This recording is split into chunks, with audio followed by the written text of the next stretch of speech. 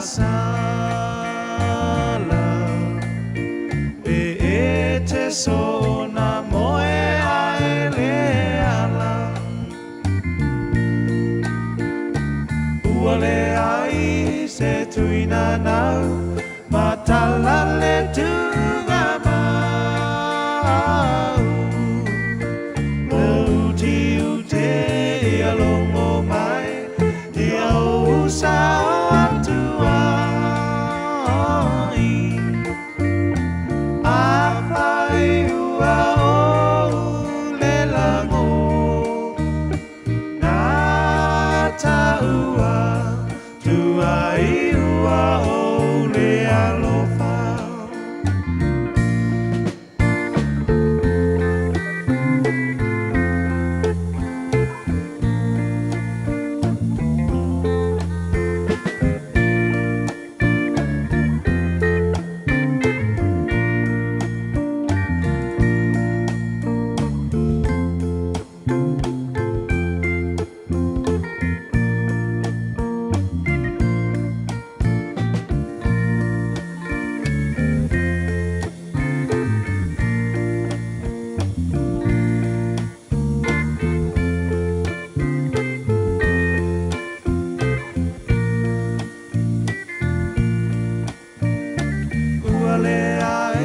Se tuina nau matala le tunga mau Lauti ute alongo mai Ia usa atuai Apai ua o le lango Na taua tuai ua o le alofa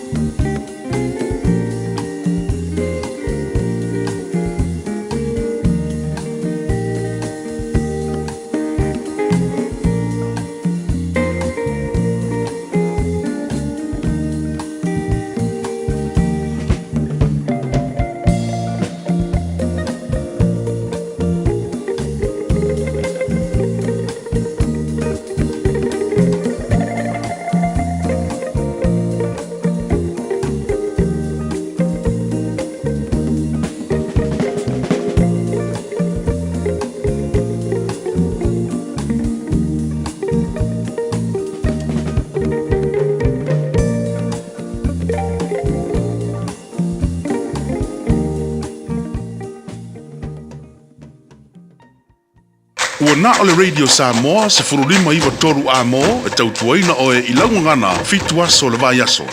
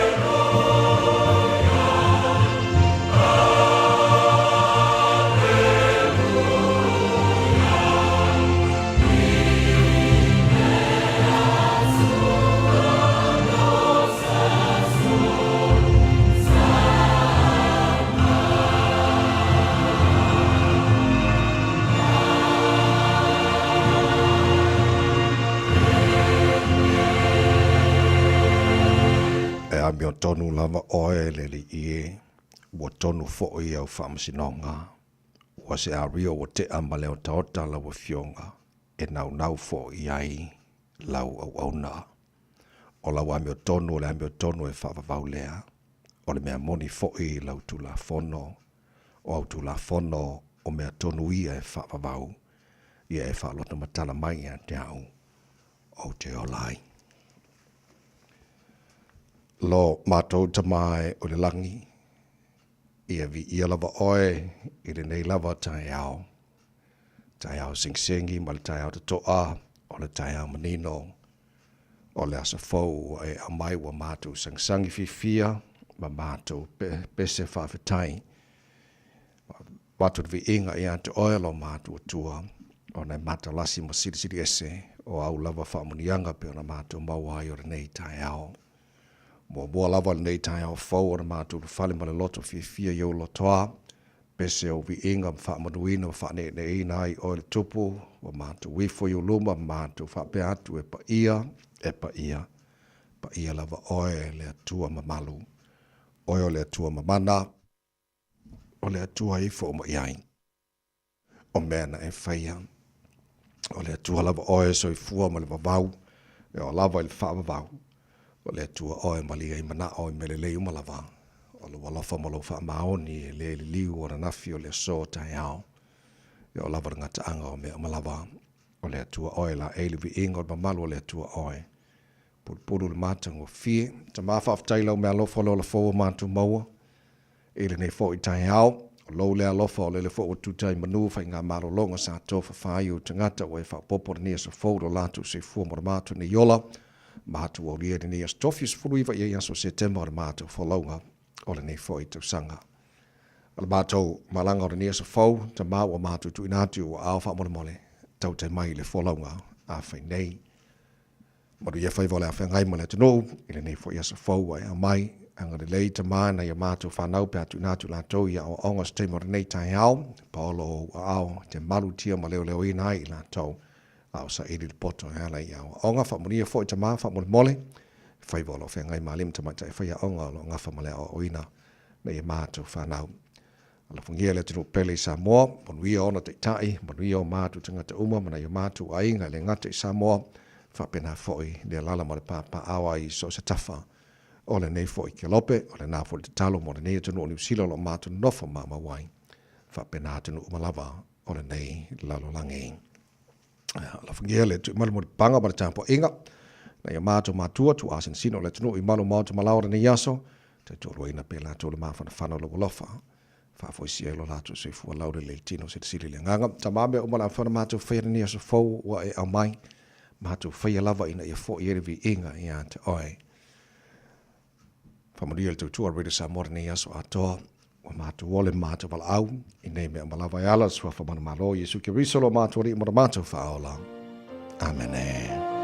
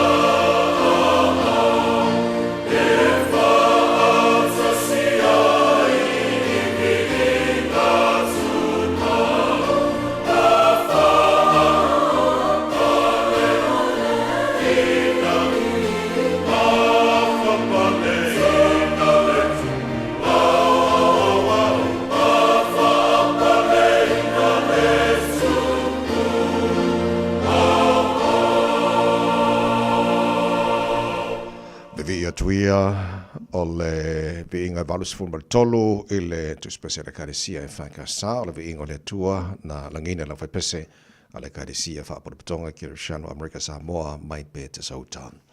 Dr. Morris Samoa Fulima e tolu a mo no wata tolu ia le tula yono.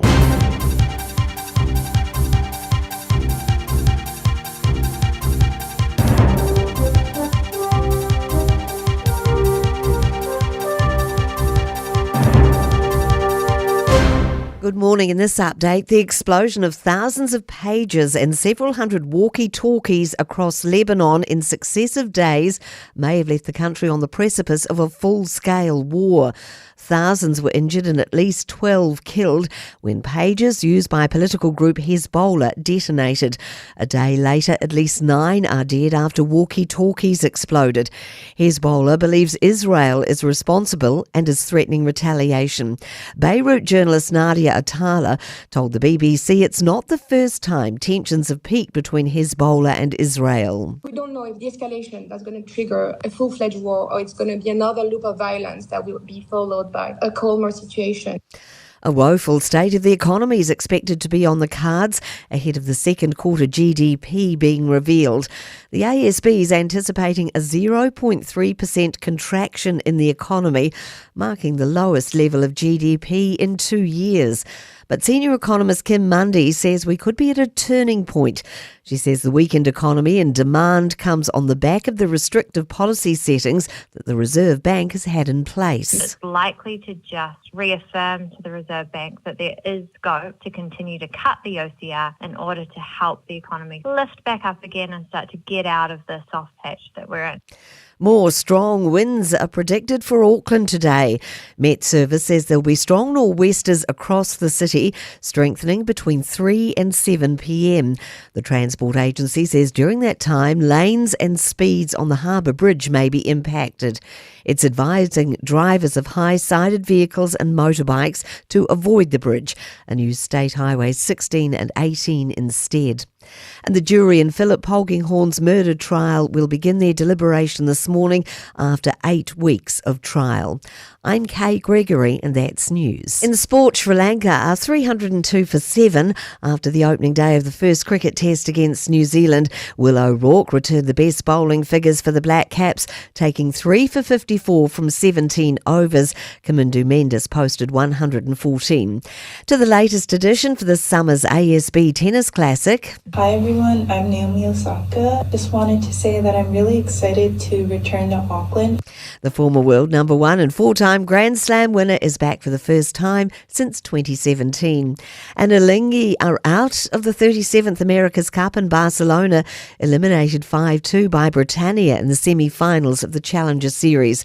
The other duel remains alive with American Magic beating Luna Rossa twice to set the best of 9 contest at 4-3. That's sport. 24 hours a day, 7 days a week. Radio Samoa streaming live on www.radiosamoa.co.nz.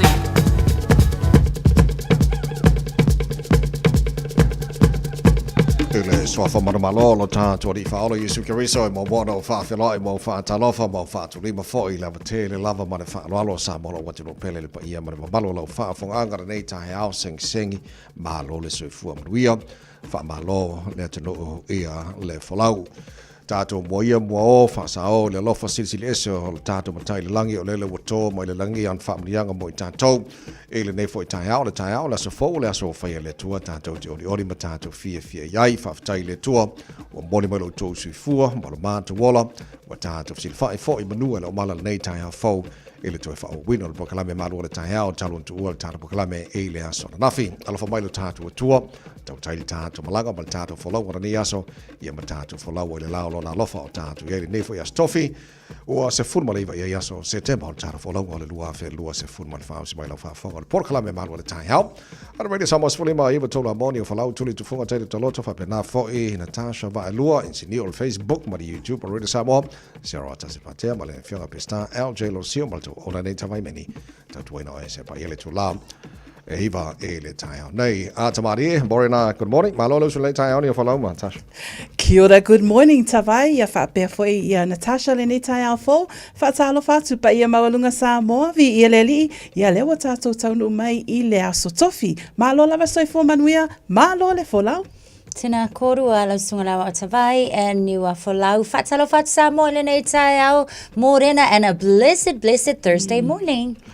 Malo love se for Maria tamari le tayo fo o le vai aso le ngana maori o lo tātou fa o aina foi ma fa tawaina ele nei fo I vai taimi ma nei vai aso o le nei vai aso tātou iai o le tele o tangata fo e fai taule le tangata maori I le vaai I fōringa o le winga lau tala e nei uso maori sa mātou whaingaluenga I aso alafka o Samoa Samoa o lau tala la e kasi ala ka vaai ole rasta ole fai ole ulu ole poinga me ole winga la tala le fai ole e sa wa ole winga la tala foi le e fai ngo fiena e titilo tangata ma fai lo fai unga ai te lo ole tangata ma kuwa I sili o sanga le lei o sanga ka e anga madi ole melanga ngo mo bulifo ai sole o kama yanga ma ko fenga luenga nga vai kai fa ko fenga ulu o kama I o lava me o kanga ka ke fa pe ala o ka leanga o sole a ko kalango o le makua I le leia male ma tanga ma di fo a me luenga le tala a woni tatu fa ta winner tangata I le pe ole pu le never judge a book by its cover so silsila tu se ma o di nei aso a le fa talo fa e ma se a tamari ia maduela se mai aso le o le ngana maori O la li tawai. O ke longo fia la maut. A wa fo ila tātou Samoa. O longo le whainga fo ila tātou tau tala ma tātou ngangana. Pe o ka ke wha longo kulo wha pe sure bro. Sure bro. Kasi ala ka kilo. Ia. Ngala. Ai sa le. Ia, I mean ole taimina fa ilfa ungal tanga te folele o so sa fo ngi maori so kama fa ku fa le lave aka ai tatu te leilo tanga te nei ole motoa ese fo le loto anga le male alo ka kala gole le ala ai nga fo elo ai le ai ele ai la ese ala ka va ia tu ele te utala male tino mai o tanga ese le nganga lai tonu ia te ia se ia lo fa mai le ko ka ko pongi fa ka silva ia so le mako mai Good day, bro. Good day, bro.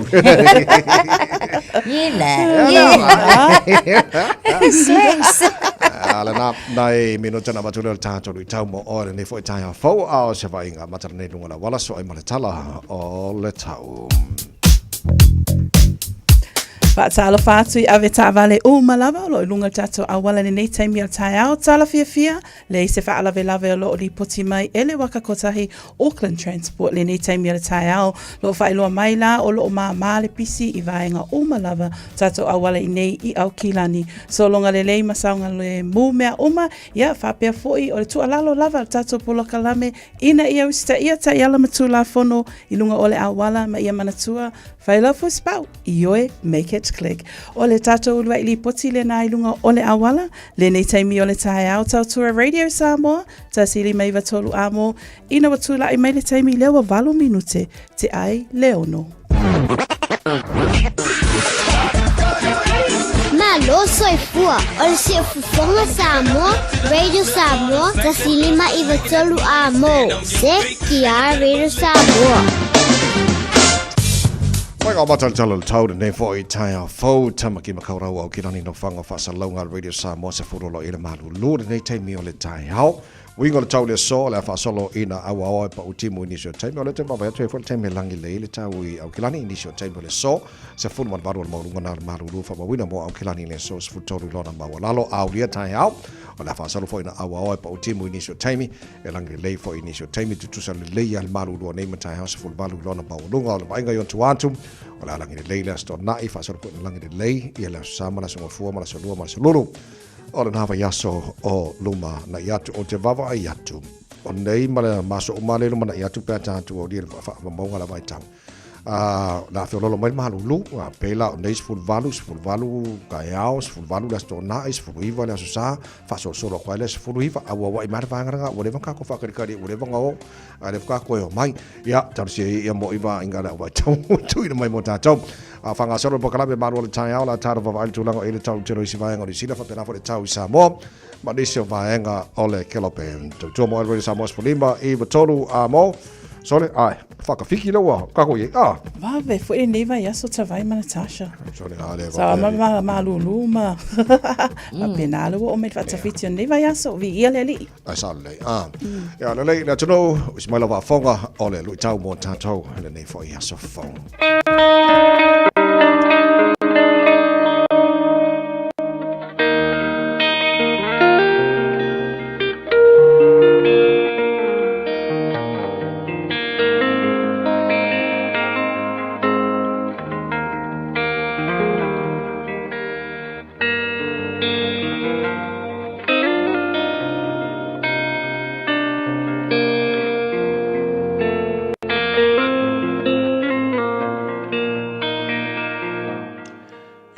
le mai le li mai mo fu il malos ia mai se ole ola wala vol fa tau nuina o tato fu fuanga por kalama swa bo ponga tato por kalama o le ruita mo oe fi fa tau ina il salamo salam sun mal valor fa upono mal tal salam o lo ia tau Yehova o tele fefe sa se me fa ia tangata ia te o lo ia tau Yehova o tele fefe the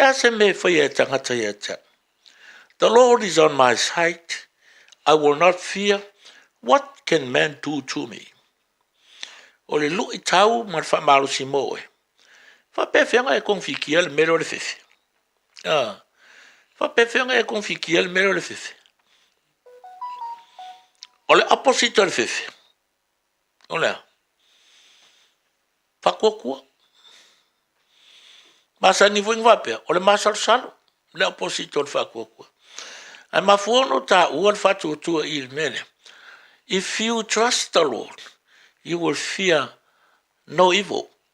E ke le kai ngai fefe se mea. Langa e mafuon ka ua lupura fatu tua.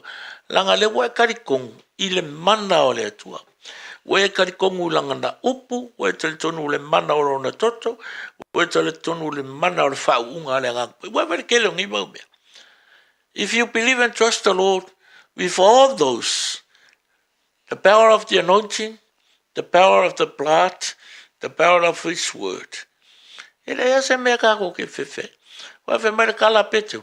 Ole ki apo, le pe ole leonga ngar fofo e. Ole ngingi fo. A kong pe maunga mai u. Ai ke mawhai le mana o le soa for Yesu. So that's how you deal with fear. O I ngā e mawhai e. Unga keke e le fefe mai atu. So se mea, fefe le pau ora au lama le pōra ke sa varinga oe. Pe pau se pili vanga le inunga la uloso roso. Au e ke ale wa oso e. I le koko e o le moa le walua pōpo e vai akua lele angele. Ia le fua opo le au. E ka koe fefe mea wapenga. Na vai me so le. O le kai miangi e lele mai e ile. Ia ho le au. E ai. E le ingi mea whamaka. Ai awhai fo e ingi mea kau whamaka ua penga ki Apollo. E ke kau kala ia I le suafa Yesu. A fo e ingi mea o mai kongu o rolo koi whawe le ainga po le ase mea wapea. Kau kala ia I le suafa Yesu. E a mai le file mu rolo. Pai vai le manga ia ro. The Lord is on my side. I will not fear. Whatever can man do to me? Ianga leile tua ia te oe, aue ke fefe. Ia kari kongu reri, mai wha moe moe le tua. E ke ailo fefe. Ono le soa fo Yesu. Amen.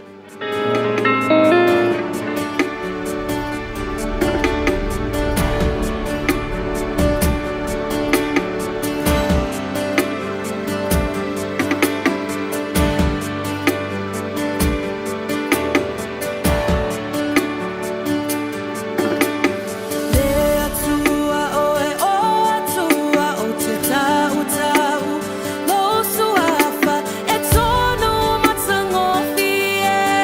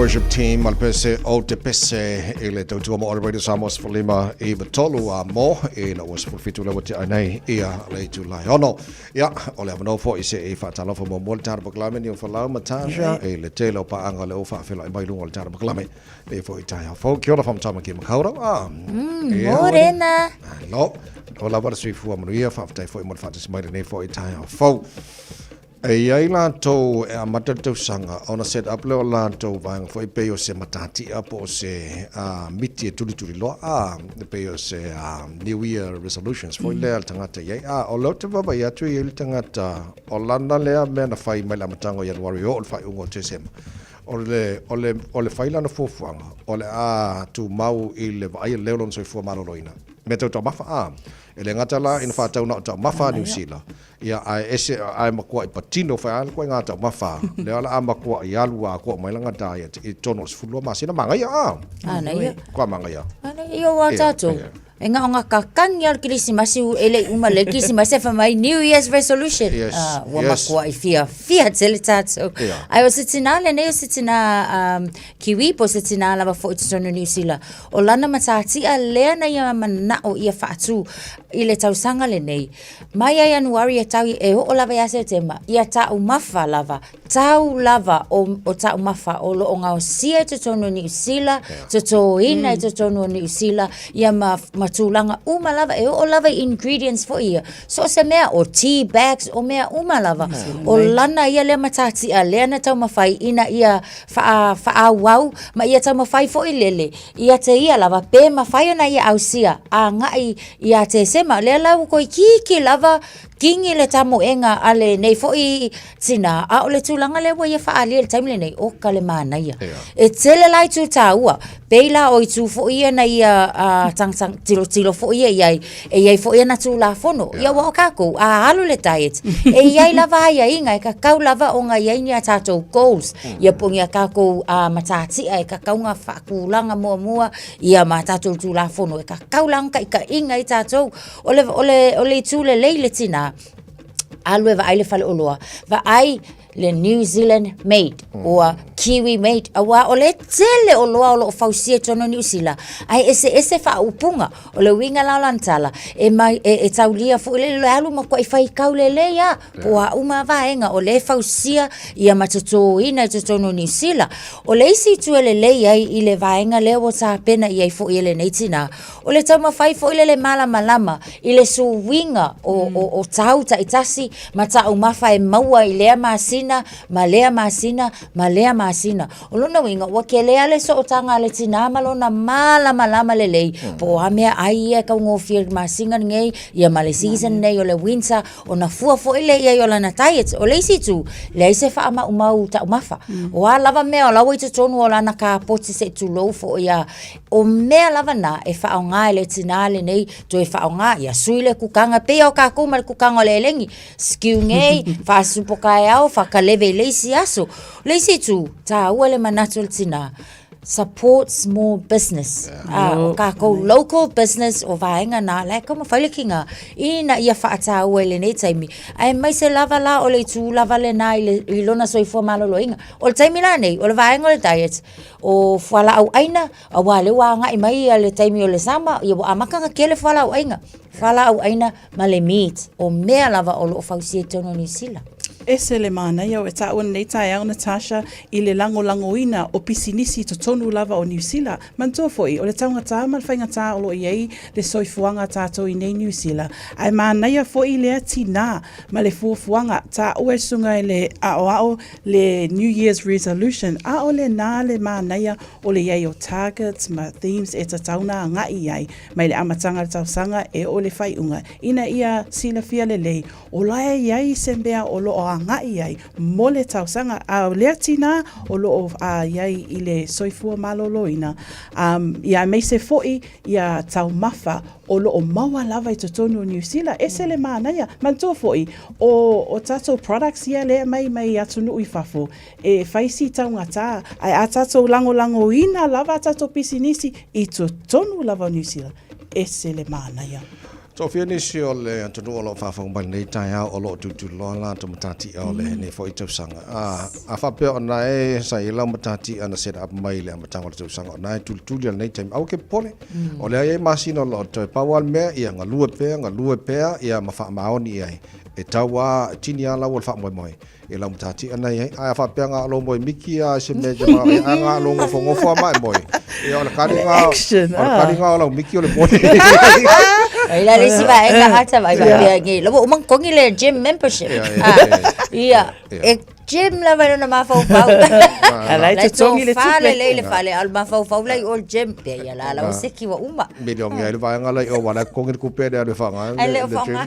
Mas me man na ya le tinan le o le fa yo la na ya la va fa to anga. O kilo ku ngai le ka fa ko anga o wo ka fe o ka pisi o silver beach o isi me o ka fe ka i le fo ngai ki nga ya le wala sina me man ya o te to o vegetables i o to amount ia ke kua ia yes e tua ia wa le ka mo fio le ka mo fio fo ia ka ngi ba ia ke la kwa i kwa maoka ia marka pisi ia marku kama marka mako fa ilo ku ka mana ia healthy nei aso e ka ro fai e nga fa ka uma ka ko ia i wa wisi fo a fa la to diet e lo tele fa nga ina le sa pa ia au le sale na o le pe o le stable food le na ale tinale e o ai fa i fo ia green bananas le fo ka ke fa ta watu o vaenga na o le diet sa tinale ai e se fo le ia o ka ko o le sa inga e o ka le mawala sa asa everything simple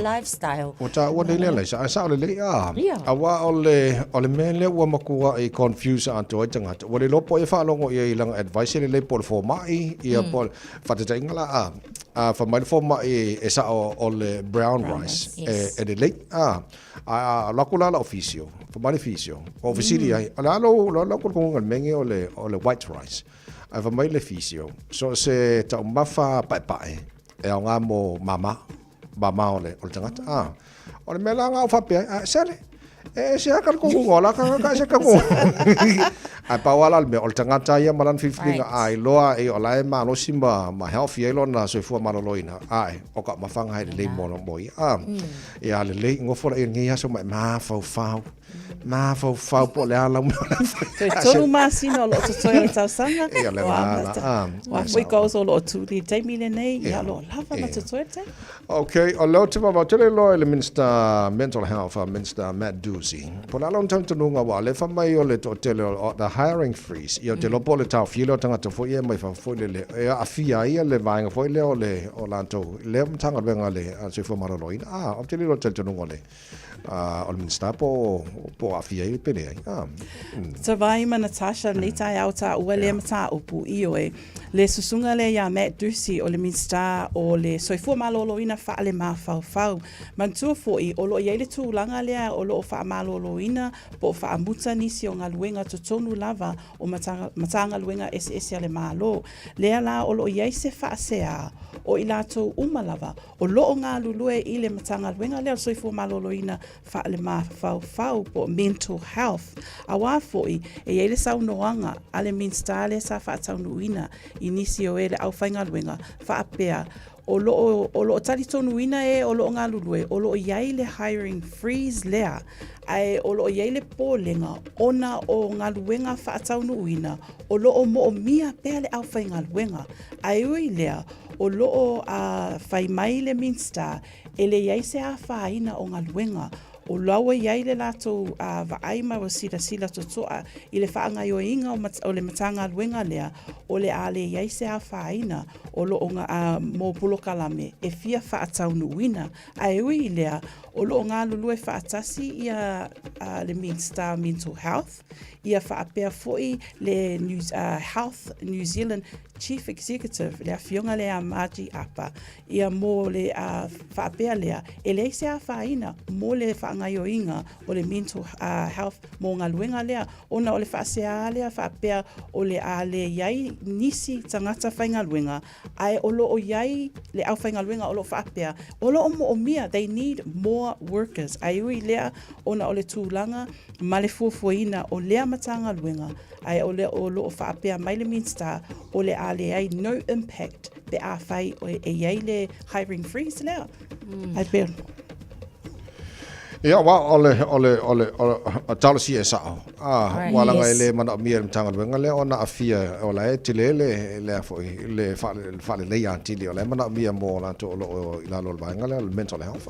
Ioi. Yeah. Ole ta wa ia ona ole mental health ole priority ile mafau fo ile ole minister onga ke lelo na afianga I tangata so se tangata ta ito taslava ole tula ese la le mental illness ese le mental health e ala na o tangata le mental illness wale le va ai ala na mental health ole mental health ole tamu fai fo ile ia pui ma ia le mafau ole tangata a fa alonga tu a makanga ka wika wa matana Yesuinga o itamitono ala na e mana o mia le telo frontliners e mafai ona support tangata ta ito atasi ina ia awane I o aku I le isi vaenga lea wa faale tonu ai loa o lato mafau onga wale isi support ai ole tulanga te sawa ona ia pe umala ngisi fo I vaenga fo I ia mautu lava malava le au fainga luenga e mafai ona tali mai I le sosoani fo ila le mo ila to o loanga ia tule ngase la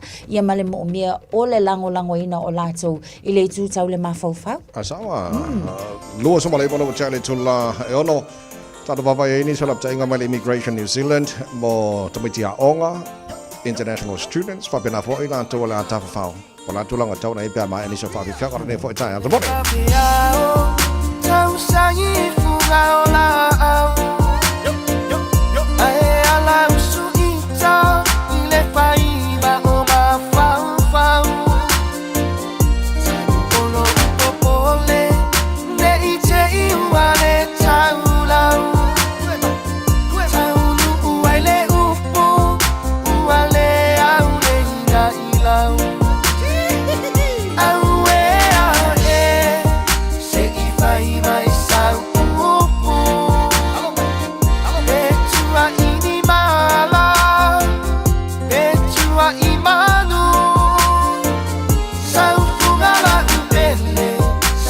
Sinai pubai malu se inuane ai sama ole nu sipa makingi samo ia ile teine betua inia o pusata fai male au angelu ilunga ai popole no cho ona o wa inana ne ilo chuma ae ali na o chuma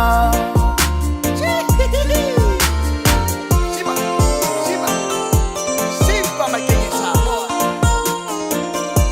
yo ayuli mai kama samo Sabia no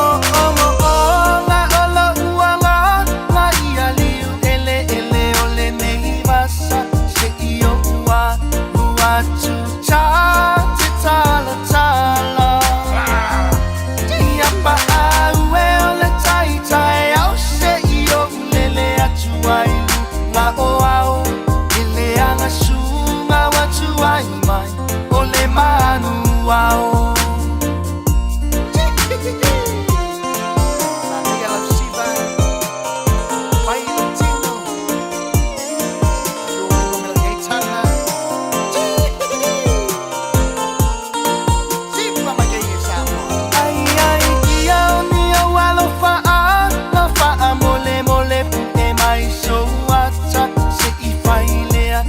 Baila au ilo uanganga si au limalia ifa alele mai ile matang ele anga sunga watu ai mai ole va afi aue ae se ifa mai sau ayuli mai kasa etua ini mala Etua imanu Sau fugala upele Sau masinai pubai malu Se inuane ai mama ole nu.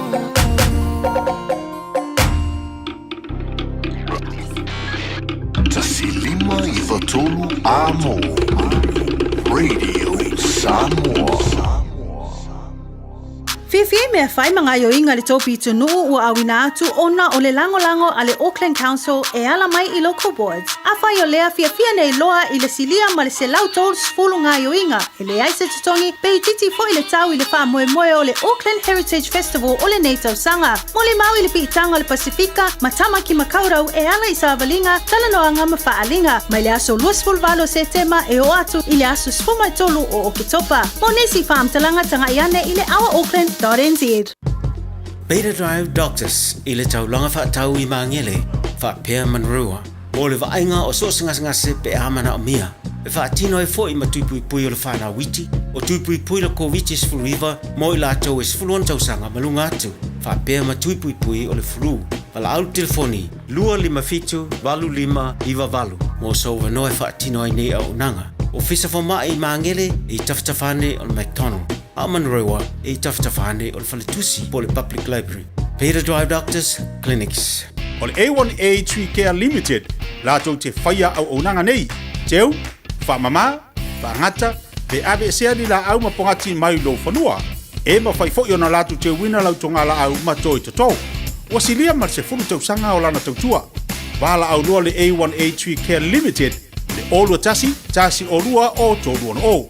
Olua tasi olua o tolu ono o. Aloha, we're the Katinas, and you're listening to Radio Samoa on 1593 AM. So lua se fulu ma le ono minuto lo tōra tālo le tula fitu le pokalame malu le tai hao Radio Samoa tāra pokalame a reto o le ola le tātou malu le tai hao whalanganga fōra nao nei tai hao i le kuata i le fitu i le tai hao nei tāra pa vaipo ani se mera tupu le asos fulu i wasi te mau le tai na le fitu le tai nei tala fau i le ngara perotani pia tāra fitu ma nofa ftai le tanu nisi fitu am whenua whaatasi mali tāra pokalame nei tai hao ki ora from Tamaki Makaro Maro lava se fō maruia to te le tātou lo whafu mai Amerika i nei vai ngona tai hao sunga UB36 California le whafonga mai nei tai hao e le sa wa Amerika le ngoki ki loko le whafonga Tacoma maua sale maro lava se fō maruia e le nei fo i tai hao fo Arizona Social Camas 808 mga ia di o sua fai waka kai di ngore malo lava whaftai maso se vai ngo Amerika lo whafonga mai le tino malo lava se fō maruia ale ki karene uso lo whatu nei tai hao malo whaftai le whatu mai international students whatase mai tafa whao o te loi lapta inga le tuina mai le Immigration New Zealand I o e tawai o lo o lapata i mai nei i le Immigration New Zealand o tō umalava e meise o alo ma whanau o lo o tama whai mai mo tutonu i nei New Zealand ai me se foi o tō umalo o malanga e o atu I whafu ma o mai tutonu o lo o lapata i mai Immigration New Zealand ina ia lava tā pena le teimi e sauni ai ma submit I tutonua o tō applications o na o tūlanga lo I loa whailoa mai la tō e se le tele ai me se ale teimi le nei e maua lunga tele a lato applications e maua I le teimi le nei bela o le nā o lo lapata I mai ina ia vave o na tuu I totonu applications a wafo I atu wai o le a misi le teimi e a mata ai le a onga ia e meise fo I nisi fo I fufonga lo whaatau nuina ai o le whaasila silanga po le lapata inga o lo tuina mai I le teimi le nei ia ele ngata fo I le lapata inga lea mo e o lo tauma whai mai mo visas I tutonu New Zealand ai mo le teimi fo I lea mo o tō umalava o lo malanga atu fo I fafo I le malava lea tātou I akilani tō tele o e o lo atu e malanga ai e lei mae ale lei ona whai visa e ma whai ona malanga ai pela o se wha manatu ma se whafangu mō tātou umalava le mamalu le atu nuu o lo wha afafonga mai le nei teimi ina ia sauni le lei visas ma siaki siaki tusi folau o mole mata upu o lo mai ele bloka lame le nei tai au o le lava tā pena ina ia vave o na o tutonu ia applications mo so se visa lava o lo lava tai mai Immigration New Zealand nei tai au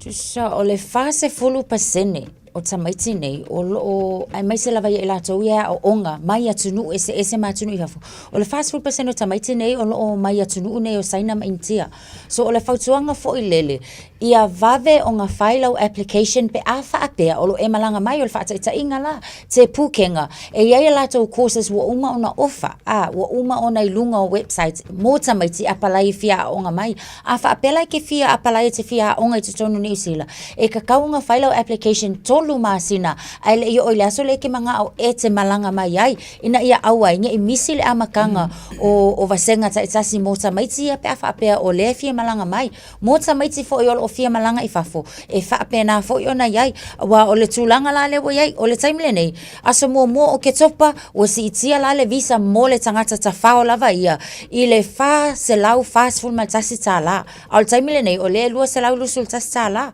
o tamaiti a onga international e lea e valu tu sol time le nei sa tolu se lau fitu sul lima tala aso mo o ke topa valu se lau lima fulu tala fo ele ngata ia vave ona apalai mai le universite a vaku le aso a mata a vatu lau offer of study inga ia vave ona confirm uma mea a waile ona imisi le time fo ile o te tawana a mata le vasenga a laile ia o mai lava o te lo se fa mana tu ta hotel wa le a fie fo mana i tamaiti fo le tato le mai sa mo to New Zealand ia po nisi fo e malanga nei mo nisi to no fo le ia mo o so se mele le tele fa fangu mo tato o mantu al tato nga male a fionga consulat na fia mo te pena mabao tus folau a mai ala tus folau ia fa te tenga la fo le wa a saunga ku e fo e malanga el kus folau a sua ku kus folau lo wa ka ma fa kasi markanga me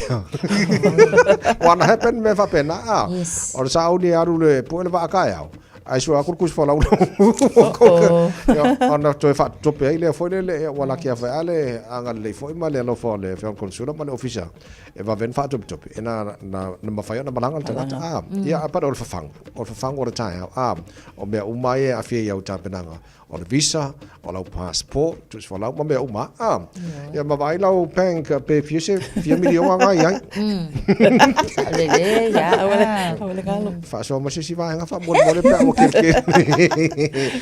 taro tala no ile tele os fa inga le ren fai tono New Zealand e va so ma vai mo le ata mai o lau o mana o ina le o kilo aku i fa so ta inga tanga tane o fe avia ye mene o fa fa sain e fone nga mese na ko app fone le so ta ia a pa wala nga le o le fidel ka mo le mo o le titilo atu i le Australia ma ko e mo le le ia e le me ia fa so ta nga ta mai e fa ia mene o fa fa sain ia te vai o le tulanga fo ile na le Australian Federal Police o le lato operation le sa fa nga ina ia su e ina i lato ia e ta ua o le Kraken le la e to a fitu se lau tangata lava su e mai to tonu au se talia atoa se Australia lena la tau fa tau nuina ile time le nei le mai tau atu o le leifo ile o ka ko wi loa ko fo tsa vai mani wa folau poa ngei ku ai nga fainga fa anana o lo faia tangata le nei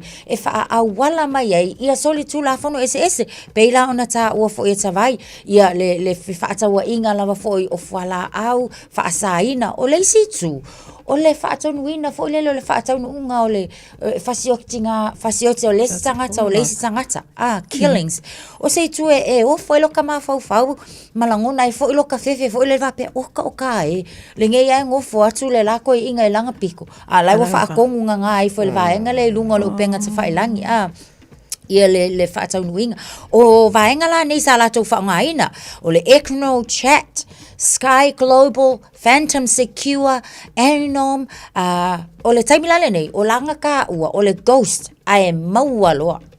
O le tūlanga la le nā o lo iai o i la tau la nei, Middle Eastern Organized Crime, Korean Organized Crime, sa la tau whaonga ina, le pengata whailangi lea, po le vahenga whanana le ta ua o le Ghost, i to tonu au se tā lia, e la tau te au mai ai to tonu whala au whaasa ina, whaakongkongo kwai ia, alu e kili ange lale ia, kili aku lale, a o le tu whaafetai ai, le suenga ia ma le tau mawhainga tu whaatasile nei a leo leo to tonu Australia, ua mawaila o le kula le kulu se fulu lua la ia le tau sanga o le isi ali i leo ua maua mo le hacker kangaka fo ngale no fo tu I ai mafai ona ia a faia ia awala mafai o ngai loa ia mea lilo totono le malo mea lilo lai mafai ona te wele isi vaenga ia nga ko mafai ile fai kai kiki ape o vaenga ia fai au scam le au scammers o le tulanga le na tolu se fulu lo tau sang a tato tilo la ia le fainta ai faftai o le ua maua ia ma o la ua mafai ona tu wina totono le pule anga fo ele se kuku ai fai kalio la ku fasalang ia wa ana le po ina le ma nga fo ele mafai ona tafia ia awala lo fai ni tanga ta fala fa sainga me uma la volo ofi mai tono le ngato Australia fa pena fo New Zealand ta le a fa pe te fie ke le mon free car parking e o tembre nei fa ko fa no ia fa ko fa ia I say hello il kelo mol fai ia te vai pensa o foi se tasia tato polo kalame ai me se foi tono tato taulanga o lo iai le fuafuanga ele tato Auckland Transport po le council o lo fai loa mai tele o tato paka o lo iai tato taulanga le wo tu lai mai le teimile nei o le a tutongiina o le tūlanga le nā ua anga iai ia tele o tato paka iai o lo iai I le taulanga o te loa foi iai foi se taimi o le a o mai iai fai foi fafo I isi vaenga o I totono au kilani a o le tūlanga le nā o le fuafuanga la le Auckland Council po le Auckland Transport a fai e te sori tū la fono a e paka se paka le tauna e paka pe le totongi ina le tupe e tatauna totongi ia o le whamanuanga fo ile nā o le a maua o le atutongi le sala pe o lapta inga le nā o lo a whaailoa mai I le teimile nei ele Auckland Transport mo le whaataunuina teimile nei o le taulanga po Auckland Suburb CBD o I nā le e whaataunuina I le a whaamoemoe So se fulma le ono mino tolo tala le tula e fitu o le isia tatu li poti mai ngona wala la so ai ona batu le tatu malu o tai fa le nganga reto o le ola mai pasta la fa le copa. Won't you hear my plea? I didn't mean to hurt you. Don't be mad at me. I don't know what I'd do, dear, without you by my side. I know now that with true love, there's no such thing as pride. No matter what I do, dear, I just don't make the grade. So try to overlook, dear, all the great mistakes I've made. To her is but human, forgive is divine. So please forgive me, darling, say again that you'll be mine.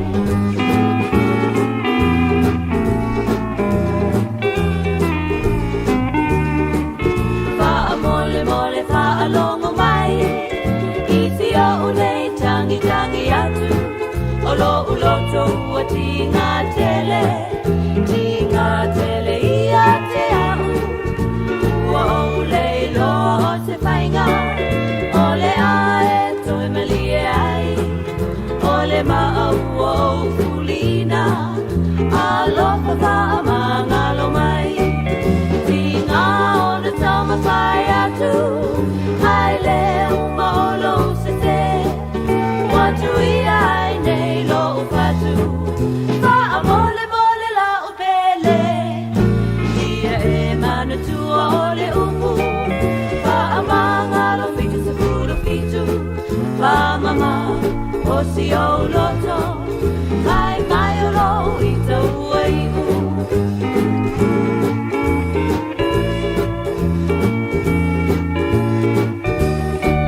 No matter what I do, dear, I just don't make the grade. So try to overlook, dear, all the great mistakes I've made. To her is but human, forgive is divine. So please forgive me, darling, say again that you'll be mine.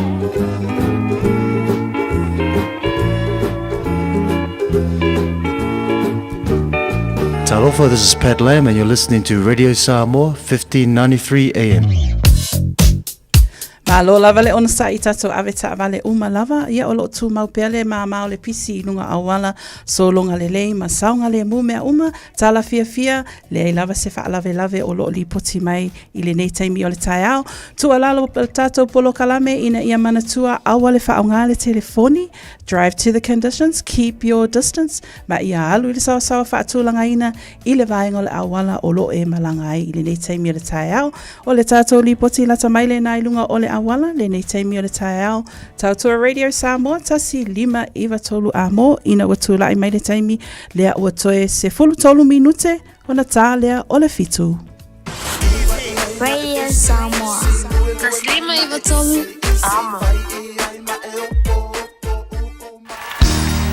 Bread of life sent down from glory. Many things you were on earth, a holy king, a carpenter, but you are the living word. Say it now. Come on.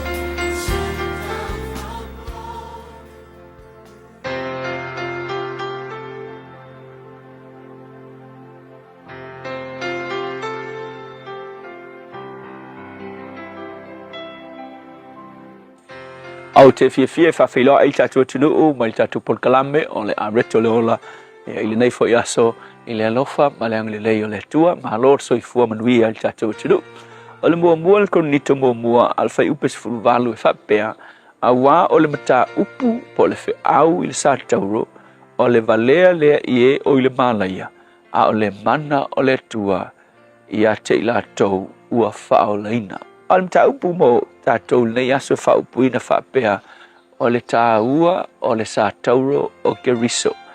Ina me le mwhai ona e malamalama I le tāua o le whiau o le sa tauro ma le mata upu e winga I le sa tauro o Keriso. Se ilonga e te whaamaua lalo ma e talia le alii na tautau I le sa tauro o nona suafa o Yesu o le ki e te malamalama I le whiau o lo talia ina o le loto mawalalo o le alii whaola sa tautau I lunga o le sa tauro.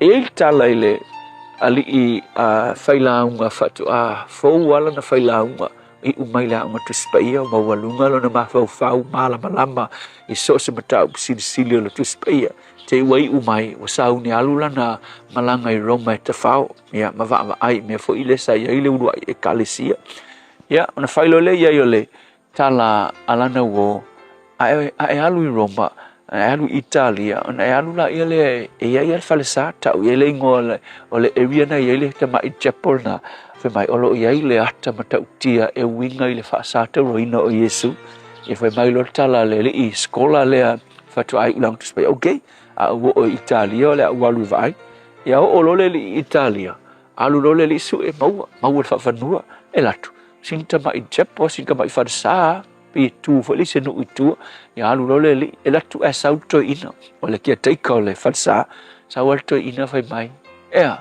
o nga I mai te mata I le ata o Yesu sa tau ya fai mai le I fai mai la wo manga ia le ka I telin tanga te o mata ya fai mai lo le kia take tanga tele va ia farsa ya okay muli mai ka o nga I farsa ya muli tu lo le ia muli kwa nga le o kwa ile me ile ata wa ngai lo kwa kala al farsa ave ku ngai lo ma kwa le na manatu le o se aka ka kia su ye ni ona langona ma ai ku ngai la ka sa ka matanga tala tau ile ai ma se bangai ilanga va ai makanga o le va ai ma ia fe mai lo tala le wa ku fe mai o le akala fe mai tala ke tika io le aka mangai la fe mai tala le ile ai ma se e se la ua ai lea kau mga kuse aka foi lea e fe mai lor kala ketika epe mai come closer mai so mai ka so ia mai no so akua le laka kwa mai kala le ketika o ka forsa ka e fe mai kala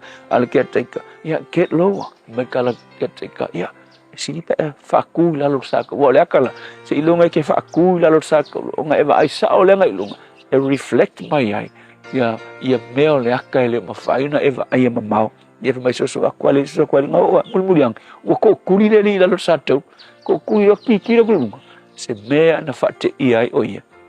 I kilo kuilunga. E se ale akale nga vai mamao mai ai. E se ale akale uwa ai akuai. O pua ngā o le ali i whaola o Yesu peia o le mea mongi mea lai tupu. Kaka kusia le aka. A le mea la sili mga ukia.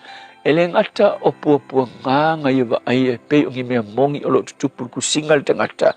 Ai o le wa ainga ilo na tino pua ngā whai mai. Na wa ai le mamalu o lo whaatasi atu. I le tino pua ngā o le Mesia. Na vea le wa ainga ma mea na sui a whaafua se i ai. Ona langona mamalingi le muifo o ngaloi mata. Ina ua ia wa aia. Fo linga ma le ata o Yesu. Le matautia o le mea ngau iai. Ma le mamalu o lo ufitia ai o ia. Ke lola le songa taua. Hui o le tala moni ai. O le songa taua. Se ilonga e ke makua wha maua lalo. Ma e wha lata ma le loto maua lalo. I le ali i wha aola o Yesu. O ngā whakoa e mana malamba lea. I le tāua o le whiau o le sātauro. Po le alo mana malamba i le kele o ngisi filosofia. Kele o ngisi maka upu silisili. Ai a whai e kele lata i le sātauro o Yesu.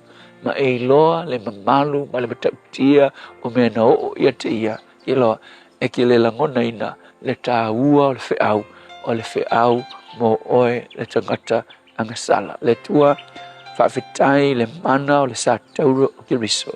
Wa lena o se sātauro na i tautau ai a olo o iai le whiau tāua o pua ngā. Wa la vea iai mātou tangata angasala. A o ina i mātou i mātou tepa taulai. I le sātauro o oa Yesu. Whawhitai Yesu. Amen.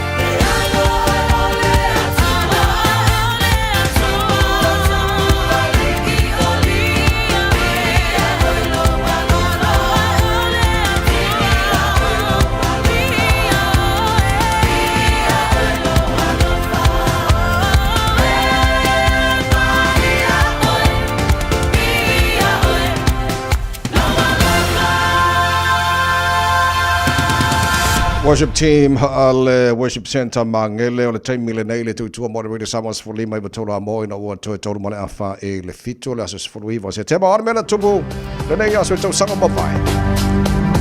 Ile aso le tausanga tasi valu I vatolu o le ulua I taimi le nei na whaatanga ina ai pe na tu aloa ia ina iloa le ai atatau I tina mawhawhine matamai tai I totono ni usila e mawhai ai o na pālota I whainga pālota. Tasi iwa lima fitu na whaataita ina ai ia se whaataita ingo au pena nukilia I totonu o le stete o Nevada. Le tausanga tasi iwa ono se fulu ia o tato lava o lo fia le siva leo le twist. Mai se lava mātou nei. Ia o le tausanga le nā tasiva o I le aso na whaato a whaalawi loa ai I le tele o vaenga lava o le lalolangi ia le whaataita inga ia po o le whaia foi o lea siva maona tanga ese. Tasiva fitu o ia o le tausanga foi le nā na whaahalia mua ai ia se ata sa ta ua foi the Mary Tyler Moore I le nā foi vai taimi I totono le malo tele o Amerika. I le tausanga tasiva valulima o le tausanga lea I se mafui e tele lava I totono o le stete o Mexico. Ma whaapenao na whaamatia ai nisi o soifua e toa tele. O le tausanga lava fo I le na iai se whaalapotopotonga o mātua. Sa tau mawhailo lātou leo malo lātou sau. Ina ia fesoa soani I alo mawhanau. Sa ta ua lala lātou stika na iela lātou stika na whai. Whaapipi ina I CDs, mawainga lava o musika taitasi I totono le malo Amerika. O la lato whaalapotonga sa ta ua o le Parents Music Resource Center. O la lato anavatau ia fisosoani I tamaiti ele ngatele na o mātua I awala mo le tausia o alo mawhanau.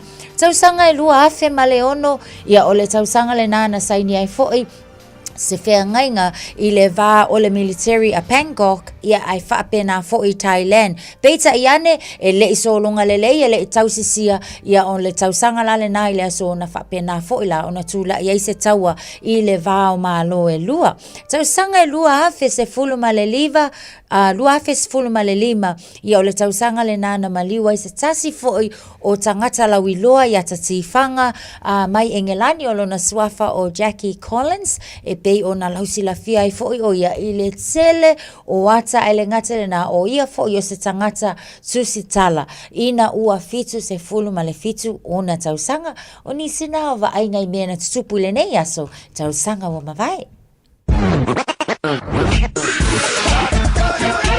Malo soifua o le siafufonga Samoa, Radio Samoa, tasilima I vatolu amo. Se kia Radio Samoa. Please allow extra time if you're heading to Auckland Airport. Things might have changed since you were last here. We're making some temporary changes to the roading network from the 19th to the 22nd of September. Please plan ahead. Find out more at aucklandairport.co.nz. E tolu sfula whetala le tino I tupe wata pena le Digicel mo lana whaapitoa. E fisoso ni ai le tonga tāle sui whanga waia nei. E tolu whailonga tupe ta I lima se lau tāla cash. O le ase ina I aso whaweile taitasi mo New Zealand ma au se talia. Whatau so top up luas futala pe sili atu mai whale olo masani. Pe lafo foi online I le Digicel Pacific. O le mawale o lo wawanoa I le sei. E te anga wa foi pe a lafo so se leni le my cash a le Digicel I Samoa e whaunga ai le ClickX Pacific. Mo nisi whaamtalanga wala au le over se lau tolu wha lua tolu. Sekia Digicel.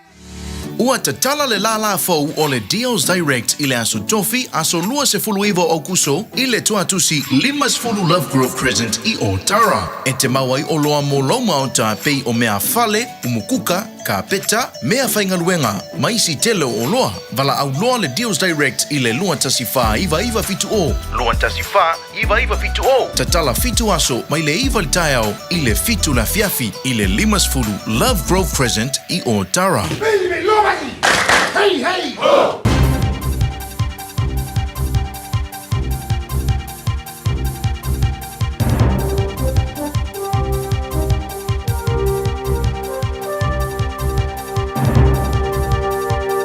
In this update, the White House says it wasn't aware of the simultaneous pager explosions across Lebanon before the attacks. At least 12 people were killed when pagers used by political group Hezbollah detonated. A day later, at least 9 people are dead after walkie-talkies exploded. US correspondent Benji Hire says there was a quick phone call between the defence secretaries of Israel and the US minutes before pages started exploding. And in it, Israel explained to the United States that they would be conducting an operation in Lebanon soon, but no details were shared. Back here, the 8-week murder trial of Philip Polkinghorne is nearing a verdict, with the jury beginning deliberations this morning.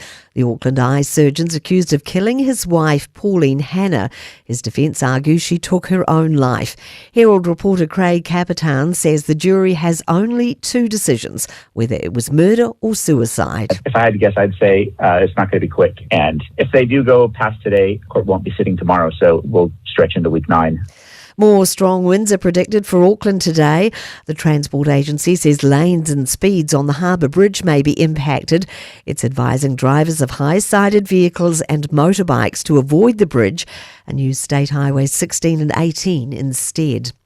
Hopes something will be done to revive Wellington's Oriental Bay Band Rotunda. The prominent landmark has been sitting empty since 2012, with a recent plan for redevelopment scrapped.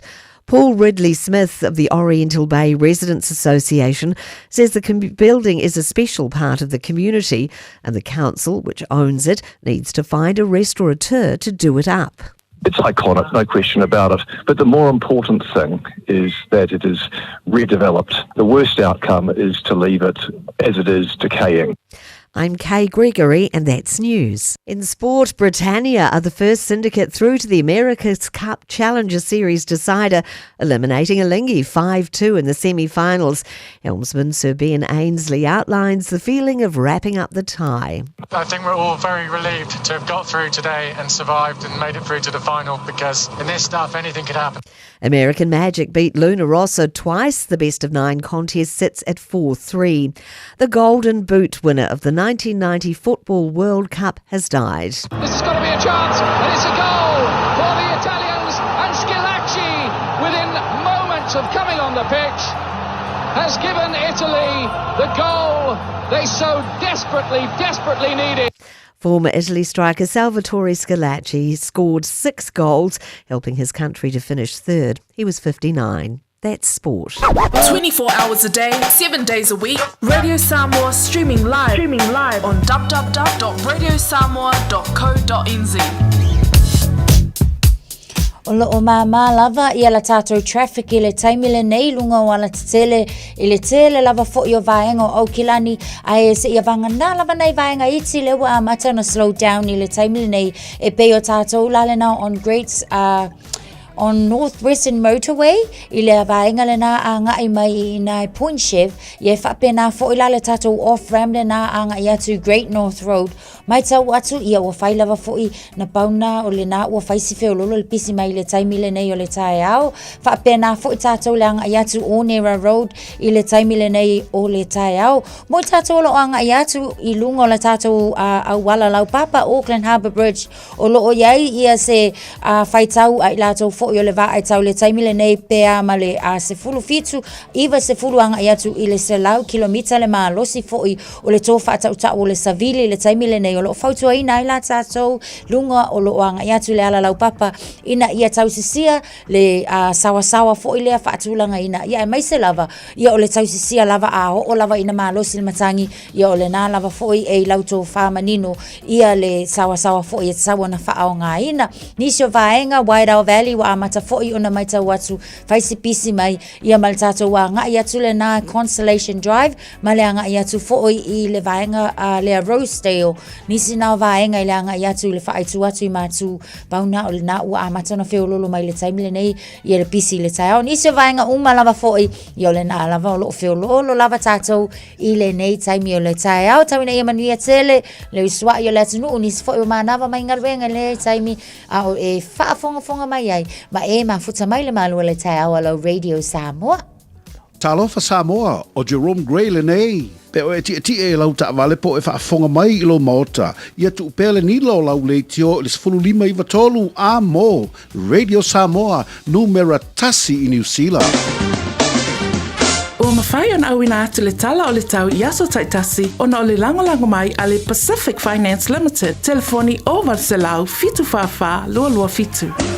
Tātou amata mai Samoa i le tala lata mai o le tau lua se fulu o lo i le mawhanawhana le e Samoa nei vaenga o le tai o le tofi o lo langi le mai le tau i Samoa wingo le tau le tunu o mo nei aso atoa le alangi le lei awa o ni so taimi lua se fulu malaiva degree Celsius mo runga le vevelo le e Samoa le so lua se fulu malai i lona mawalalo whapnatu le tunu o le whatawhiti o taru tala mai Samoa nei fo i yaso o le taravalu i le tai o nei se mai le tala o le tau i le telo vaenga o New Zealand nei foi tai ao tu amata mai i le motu i sautia whaatalofa e panga umalawa tatu kalame so se vaenga o le motu i sautia nei foi tai ao fau i le wawa iatu i whakatu Nelson i le nei vaenga o le tai ao o le whaasolo i na awaoa le tau e pa u timu i niso taimi pe ona whaamawina se fuma lima o le maulunga na o le malulua le ea mo whakatū kai kora a pe ona whaamawina mo nei fo i tai house fitu mo lunga le malulua le amatene na awaoa le tau whaasolo langi le leile whiawhia na nei e le wawai atu i mawera Greymouth ia pe ona whaamawina sfutolu mo lunga le malulua le whaasolo pa utimu e mamafa timunga i nisio taimi whaasolo fo i nangi malosi marisawili mai se sifo i le so i le tela vaenga o tihi o maru timaru i le so o le whaasolo po ina pa utimu i nisio taimi se fulu manawalu le maulunga na maulunga e wha mauina o te tihi o maru Wanaka i le so le whaasolo na pa ufu timu le neifo i aso i le bawai atu o te poti the Needham o le whaasolo ina awawai pa utimu i nisio taimi se fufitu maulunga na maulunga ia ma le ai o fungala au le ai o Keriso Kalaius Tete o tautahi o le whaasolo na awa le tau e pau timu mo o tau i le nefo i aso sifurbalu o le maulunga o le mahalulu whamawina mo o tautahi i le nefo i aso se mai le talo le tau i le moti mātu kai taia sifurbalu maulunga le mahalulu o le apa o timu le nawaenga o le pito la belunga o le moti mātu i le baba i atu i Wellingtone malola pa sifua manuia Wellingtone awa pa o timu mo o tau Masela wale tu atu o Wellington Harbour i le neifo i aso angi malosi marisawini mai mātu i niso taimis fu whan maurunga na malulu wha mawina mo le neifo i aso tauranga na awaoa pa o timu taupo awaoa pa o timu le so rotorua le awaoa pa o timu niso taimi mo o tau le neifo i aso wha solo pa o timu le tela vaenga o Palmerston North wha penafo na pa o timu le tela vaenga o New Plymouth Langdalei Napier Langdalei Masterton wha solo atu i Hastings o la Langdalei fo le tau Gisborne la sono langi le leili tau mo tau kiri ro Hamilton ma lo se fo mario nei tai au pa utimu ni so taimi se fo no maulunga na malulu mo kiri ro i nei fo yaso tamaki kaura au kinani no fanga fa salonga radio samo se fo lo il malulu i nei taimi le tai au tu mo winga tau le so e awa pa utimu langi le leili fo i ni so taimi ma atu fa mo tai au fai fo pa mai timu ni so taimi winga na tau le so se fo valu mo lunga na malulu mo tamaki makaura le so tai au pe audio le awa foi pa timu lang le ni so taimi lang le le astonai asosa so fu so lu so lolu ora na va yaso lu mara yatu o fa mo o mai ala vai tau o tu ina mai nei taimi o le tai au le tunu ala pa au ni so mai ngor kilope Australia Hawaii America mani so mai ngor nei langi fa mo ni tau mo tau tau radio samo fa ro al tar company le so se tasi faisana no nga tupe le Pacific Finance Limited mai le asos fulu no se tema se iau lia le aso se fulu valu o katopa e anga va umai le se e te ono manu malo ai i le 5 se launtala cash e whaiele i le aso loose full tasi o katopa apalai nei loa i le pacificfinance.co.nz e talo sanga sa unonga tupe le vau le 5 se lau ma le lua se fulu afe tala e lua miru te whaiele au talo sanga online ai tasi li tu lai whaatali e te tali e ia inga whaabitoa walau lo le Pacific Finance Limited i le oval se lau fitu fafa lua fitu oval se lau fitu fafa lua fitu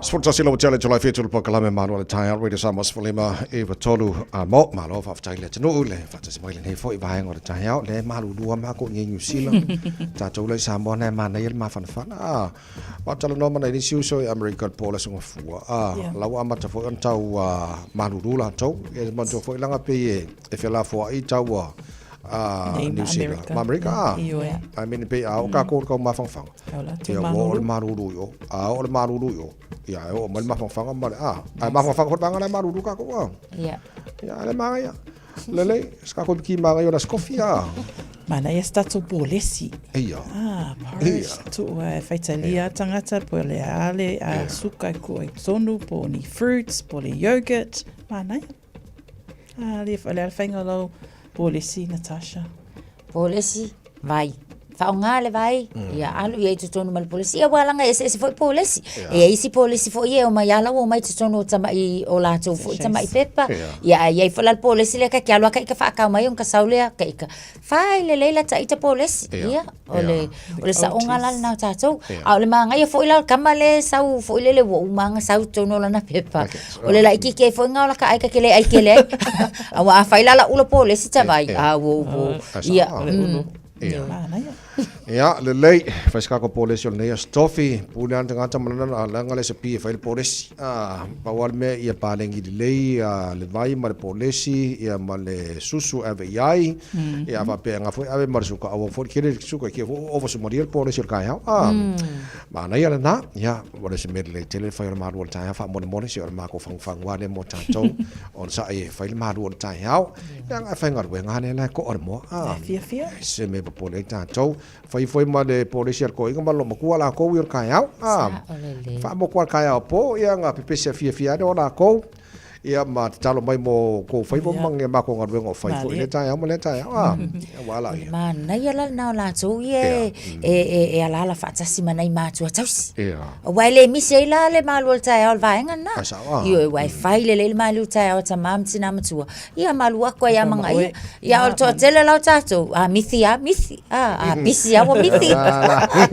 misi ya talo fai sorry I was misi fa pega fa isi kaya ia le lei o nei fa lo lo lo peleki mon talonga ma Australia o talonga le fa Australia le fa unga va yaso ma nei talonga le so o lo tau mate pe ni swing al fa ya onga langa sunga ya racer pe ni swing o langa au ia pe la ko mau pe langa au masangi le nga so o lua mai oi Afrika mana ia wa tatu te taltalo no fo ya le ia ma ai lenga te fo na ia o fina ngalo fo le tunu wa ia ka wa ia ka un fai se swinga ilana ia fo I filifilinga le na ia ai peta ia ni ona la mana tua la o le la ta alta to ma Australia le fai un ol vai sole nei o lona winga la wa ma ko I ke le lava la se I tu fo le tau ona to tilo le ia le coach fo le o ia le taimile nei mo le filifilinga ia ola na auta ka ke musa so nga fai akungi kala ingo ngai kama I ke fo so me va nga le ia fa pe me pe langa o la kapi se vangala sa vai lo ke lo la esi la fia le ia vai ia ni suinga fo ia ka kaunga wa ese na umata alonga ona mai lo le au vai nga ia le ta alonga mai la so fo I umanka alo fa polo fesa ile la kapi ia le me sa fo le mai lo analyze le ta alonga pe to ilo ka alonga le nga umaku ia male perform po le fatinonga e tamata alo ta itasio ta alonga sai ai o le vaingala na o le ala tilo ia fo ile ia ma to e fo tua ia mo le ka alonga fo le la ia le vai asole nei Pela mana ia na pe ta wa I racer the coach o te tali tonu wa fesoa o mana fa soa ia coaches ma va ai le lei va toa po ai la ta alo mole ta alonga le I le weekend I le vale Australia tali tonu o le ai se swinga ai mana ia le so ta au te le te loa o le fa la wai le au ma fa ia nei loa ia manuia le alo ato le All Blacks mo le lato ta alonga le weekend ana ia le lei so o stai manel tai la fa la le awalo peleki o lo te va ia tu tata no mai nel tai au congratulations le Samoa under 16 women's team making history qualifying for the FIFA under 17 women's World Cup for the very first time e lua le la tu talo ma New Caledonia malo so na kwa manga ia so ia le lei ia ia sorry Naya congratulations ia le lei o nga malo lava English ka no ki lo fia ka no pe pa yo ka no na ta so sa longa le tulmta ia nei ia in around tai au a tawai. Sa mangaya wa le la ka along ia au ia luana ma na fai ina mai o le top 4. Ia ba au yang malo mai le bottom 4. Sorry. Mangaya sorry. Ia le o di sina ba nga mo ne foi tai mo tai o lo te ba ya tuel ta ta no Yeah, my finance spokesperson at Labour, Barbara Edmonds is a team of the town. Nay, if I pong on the town for the 54 never yasol for Kalaman Proletan near, think a minute. Let us so I pay my in the first task. Let's know sang alul for a poem, Marabangal, Wenga, Safanga, Malo, Ale on Sai, Malo, Kaukuri, or Malo. Oh, laban mo Wenga. More the same. Malo, love after that's my nature.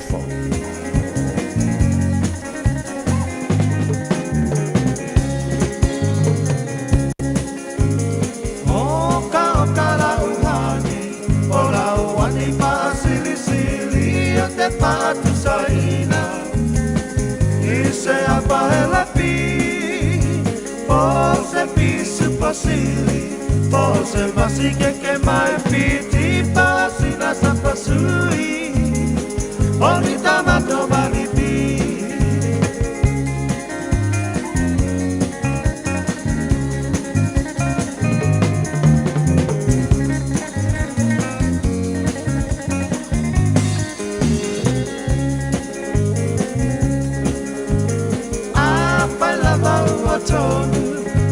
Watonu lau pinangalo tapa hai poipo avane ile malo ele anga ole tatua etele ayole ti akolo pe basa pepe ole po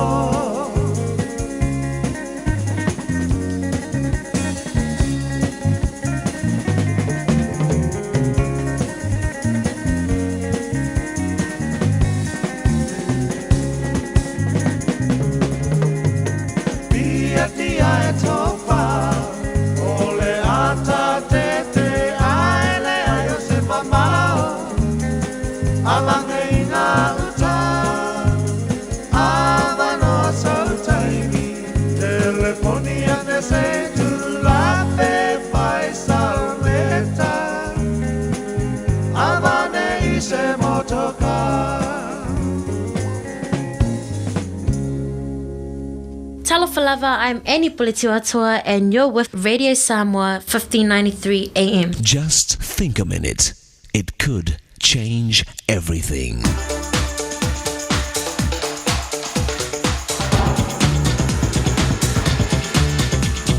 Think a minute. When two wolves fight over a place and territory, they end their fight in a very unusual way. The wolf that finally knows he can't win surrenders by rolling over on his back and sticking his neck out to the teeth of the other wolf. Then by instinct, the wolf who wins does not kill the one that surrenders. You and I have people and things that we would fight to keep and protect, maybe even give our lives for.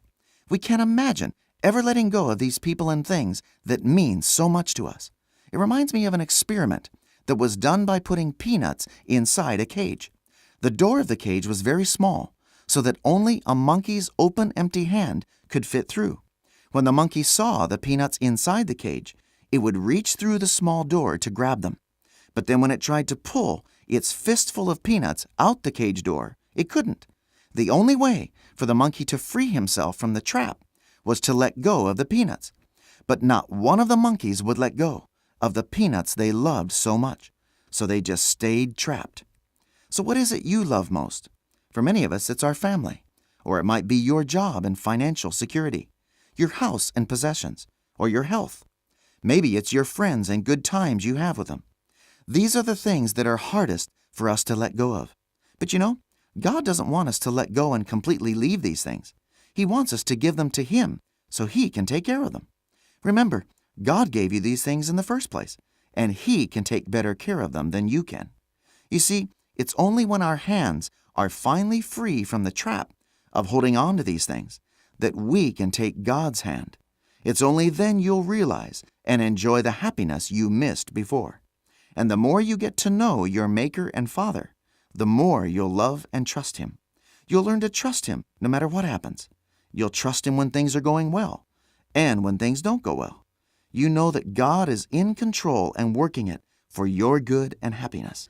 Then you'll discover and know that when all you have is God, He's really all you need. Just think a minute. If you'd like a free CD of our top 40 programs, write to us on the internet at www.thinkaminute.com and catch us tomorrow at this same time when we stop and think a minute.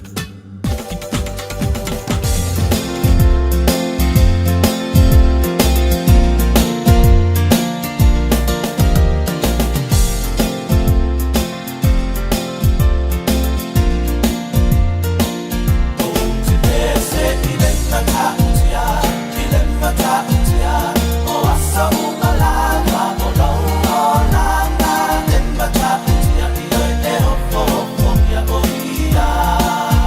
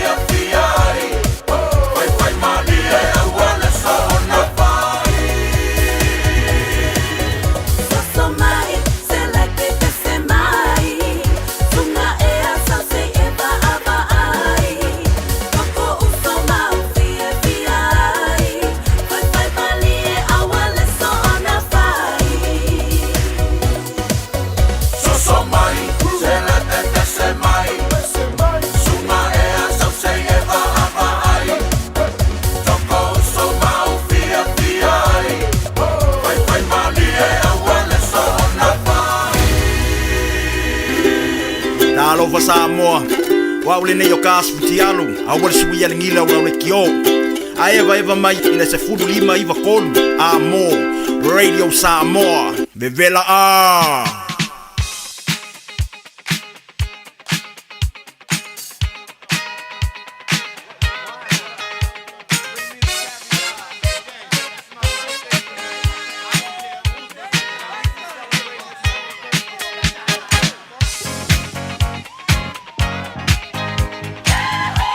Afatono le tu live fitu hole taimi fa mania ngas fa na ona sa tofi de nes puru iwa se tema a ma fa ona fa ngai na telefoni memori ai se fa mania mo se fa mana tono na so fa na le so matana telefoni tonu fitu ta silima iwa tolo lo mo fo na no tato email on air at radiosamoa.co.nz on Facebook mari YouTube or le Samoa live no malava mo tara fa mania ngas fa na ona fo itai fo le le o tato telefoni le nei tai out alofa Kalopa kawai. Alo le soi fo. Ya, soi fo mangwe la sunga al fa ngai.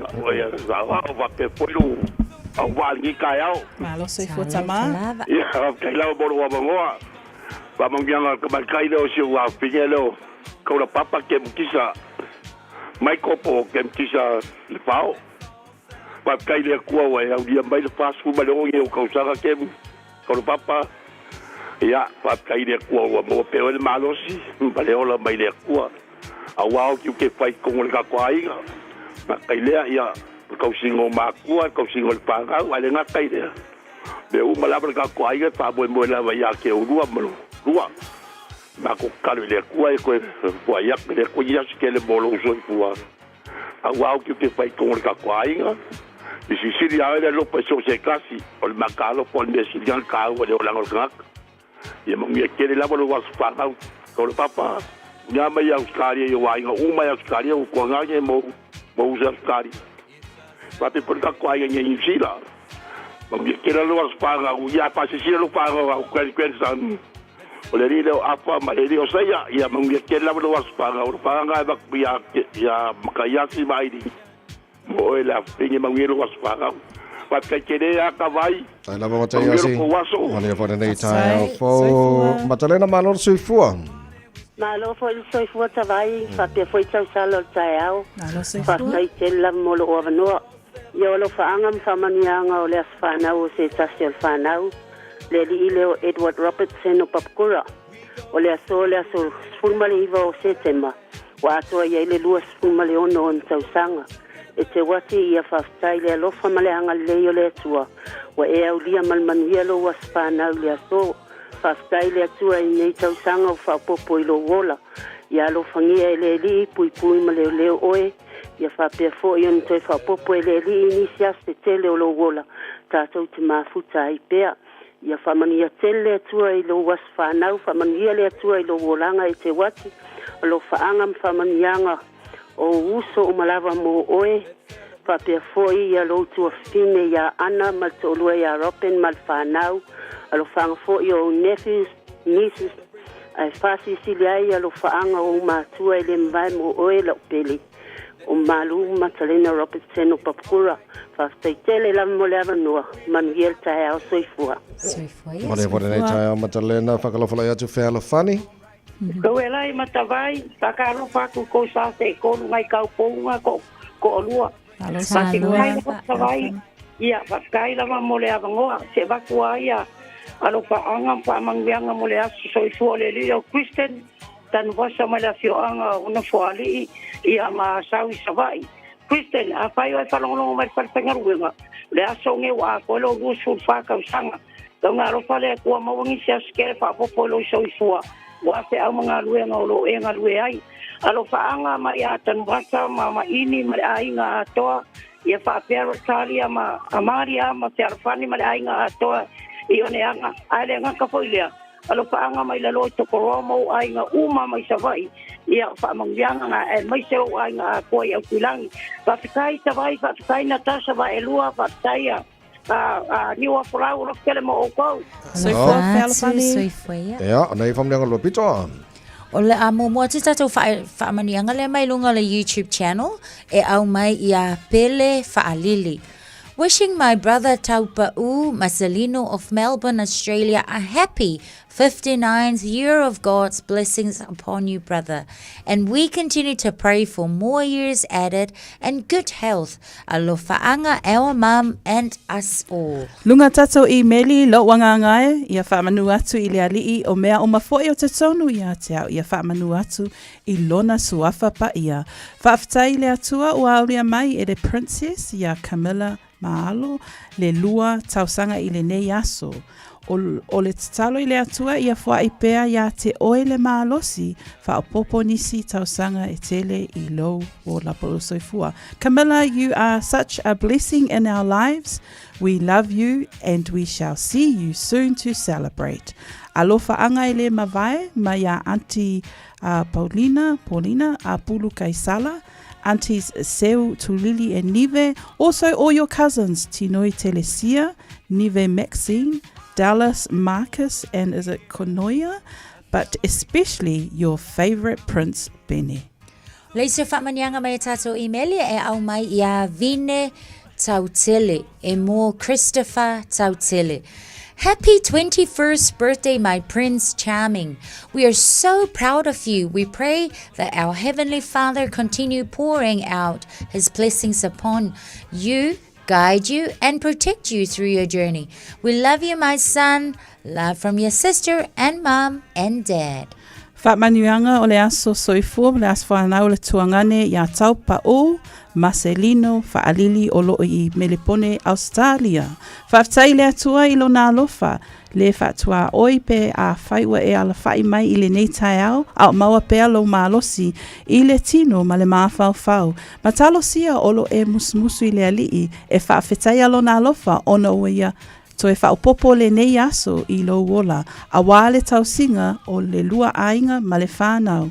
Sanga whaamanuia le alii mo nisi aso se tele, ma ia fua I pea ni mawhawhanga le lei mo oe, e tapasa ai lo soifuanga I le tausinga o lo ainga, ma ia ola whita lai mea le lei, ia maua lo loto whaamaulalo, loto whaamangalo a ia sili le loto alofa I lau whanau ai meise si o tātou tina le nofo tatalo atu mo outou uma I nā. Alofa anga watu lo tina pele ia akenese ma mātou uma I nei I New Zealand. Ana e lata mai se manu ua palu atu se keke a whapulingi e whaamanuia ai la waso whanau keke whauna lewa maua I Aotearoa. Happy birthday, brother. Leisio whamanianga mai le emaili mai a Siolo Mate. God is good all the time, and all the time God is good. Amen. O le anganga whiawhia ma le whaafetai le atua le nei tai au. Mātou te whaamanu I atuai I aso soifua o nai o sisters I a aisinga.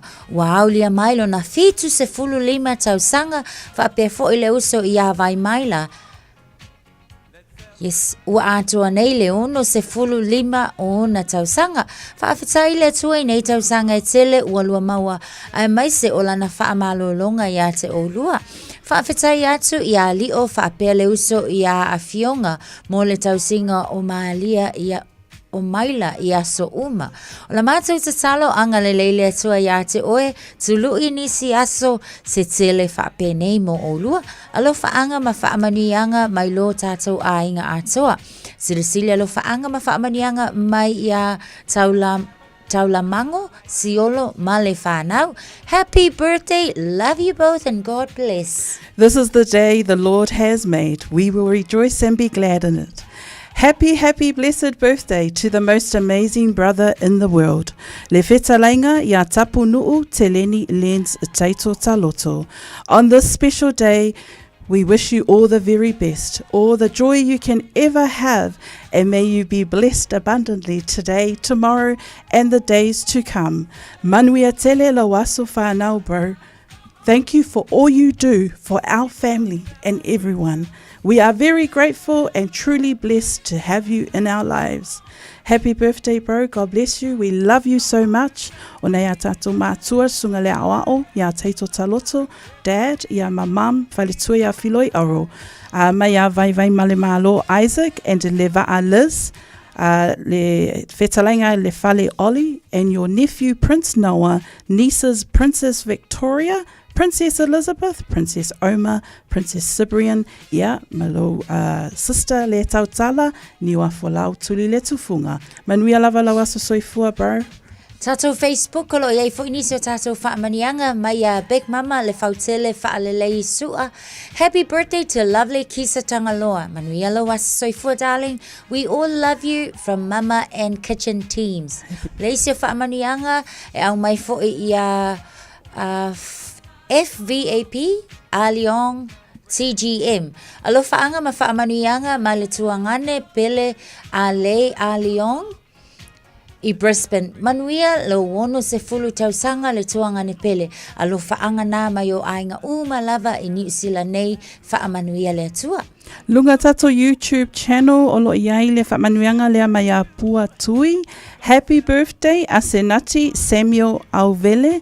Manuia lo atoanga o le se fulu iwa tausanga i le nei aso. Alofa mo oe from Auntie Pua and Kaz Rona.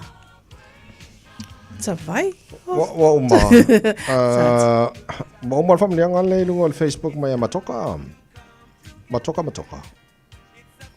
Pe o mai le tū lea tawai. Happy birthday Nana Louise Matoka. Alofa te lea tu mo oe. Many more years love from Matoka. Yeah. Wa uma. Uma la. Le asa suru e setema. E pisi mo ia la so suru va setema ni okay le lei ma lo faftai le tino Maria fai turn le so ni fala. Faftai tawai, faftai fo i Natasha. Ia sa mo la tunu pele, faftai fo i le maftanga le nei tai au. Ia manuia la vasinga le nei aso tofi. Alofa le atua taita ina lo oto soi fu malo wola i se aso i luma. Mo le nei taimi alofa tele atu soifua ma ia manuia. From the other pulenga pala whenga ready Samoa mo pakala me malu tai o te wasa whanau pesele. Yes, happy birthday everyone. Hari huri tau kia koutou. Ai se i o utala o to ina. Leo langa o le tama. Samoa iso o se aina. Ua te leo lau mama. Ona o lele amana ia na si ule utaule la mona ufitia ifa so songa fofola anelo fala tala ma fa e mala mai ala uma mole savalina o ala manifai na tape taya fo I o ele matangi alo fa atua alu e malefa amaoni tama samo vai tato o fa atasilo tapa ole folo wele fai ato atasi ole atua la vale tautai alo la ia io fai va tu fili male tautua ina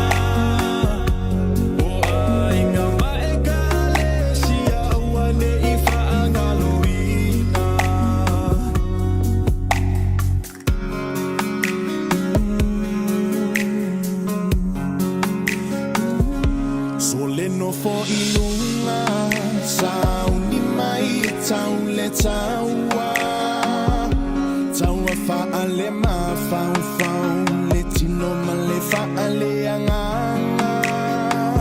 o se usomoni mana tua o e itaini uma e ui inava I vasa e feilo a I italo sana mana tua lau tu savali male tautala e faali ai o inga tau sa afia mata atata sulu lo titi pale lo ulu ma esa asa o e ole Samoa e te tiu ai le Pacifica tama Samoa mai tato amo fa atasilo tapa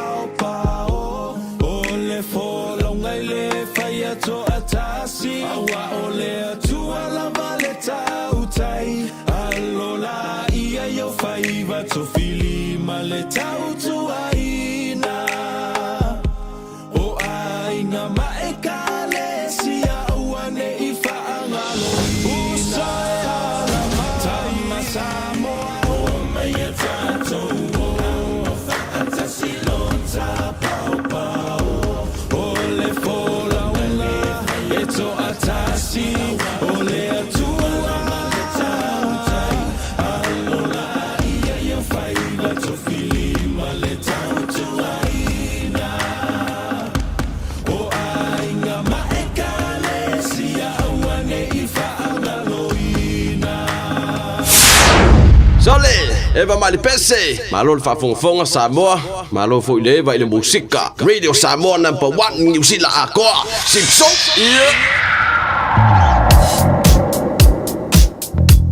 O le taimile nei o le na ua a mata ona feololo le pisi o tatou ana tetele le taimile nei. Ele ima mau tele atu sa iese whaalave lave tau taavale lungo State Highway se fulu ono lata atu ile anga i atu i te aratu. Ia o le taimile nei o le na fo ila ua so longa le lei feololo mai le na ua feololo le kilia o lunga o le ala tele. Nisi o vaenga tatou State Highway lua se fulu lea e anga i atu fo i le vaenga lea Cavendish Drive anga i atu lava fo ila i e Lampi ma Puinui Road. Pau lava le nao si vaenga o le ala le na olo o tau feololo mai i le taimile nei le mai tawatu ia le pisi anga i atu ai loa lea anga i le malai vaalele lungo tatou State Highway 1 ia o le vaenga le na Mount Wellington le vaenga tonu le ireka kopi onga ke le lava pasi loa mal tip top corner o ina lewa mai tawatu ia wa faila si vave o na pisi le taimile nei o le taiao ia ma anga i atu ai lava le tatou ofle na anga i atu Ellerslie mfasol solo atu i Panmure tatou le vaenga le nai Remuera lo mai tawatu ia o le na fo iwa pisi o le tūlanga fo ila le na o iai tatou le tatou off le nai anga i atu Sylvia Park i le nei fo i taimi o le taiao anga i atu tonu le taulanga au tu o lo o feo lolo mai fo i le taimi le nei le mai tawatu i ai le tatou wala lau papa o le na fo i o lo o feo lolo mo tatou le anga i atu i le North Shore bau lava le vaenga fo i o le mai tawatu lo o fai lava si poloka mai le taimi le nei ia o ina le vaenga le na Rosedale au nisi lava fo i o vaenga le na lava i feo lolo i le taimile nei o le taiao pau lava o fautuanga masani lava o le na ua e si la fia ua ia te oe fo i le tofa lo loto e te whaatautai ailo sa i lunga o le ala tele Pakuranga Highway faisi pisi mai fo i le nei taimi o le taiao nisi na ova ainga mswinga ua iai tātou lunga la tele au e whaafonga mai ma e mafuta mai le malua le taiao la Radio Samoa nto e sfulu ma le tolu minute sa leo le tulai valu Radio Samoa, tasilima iwa tonu amo. Mo tupe whapaponi Samoa, mana tualoa le Pacific Easy. Olo whawau pere tātu whapatoa nao le 5 tala te tongi mo tupe whapamoli pe ae whaunga ina le Pacific Easy mobile app. Olo avano fo i direct transfer te posi sa wailo tupe le tātu account ma whaatino la foino tupe whapamoli lungo le telefoni ai ngā whapitoa. I oe whaasaone loro teimi mau tupe o taunga tale pensini ai whaunga le tātu Pacific Easy app po le direct transfer mo tupe whapamoli. Olo avano fo i o tātu ofisa i o Tara o Tāhu Huma Mangele po tātu la silia ma le fitu se furu o whaasopori ai New Zealand. Mo disa whamtalanga bala aule o Barcelau o tasiono ono po numero masani au kilani o le lua fitu ono fitu iwa fitu wha po le lua fitu ono fitu iwa baru wha Pacific Easy o la ba anga mo tupe wha mo boli Samoa. Call the friendly team at Seal Plumbing and Gas for all your plumbing and gas fitting needs. We can install and fix water taps, toilets, water heaters, gas hobs, pipe leaks, water mains, and much more. If money is tight, we can provide wins quotes. Call Fuimaono Mayu Upulusi and Steve on 021-797912. That's 021-797912. Mention this radio ad and we can cut 10% off the first hour's labor charge. Seal Plumbing and Gas.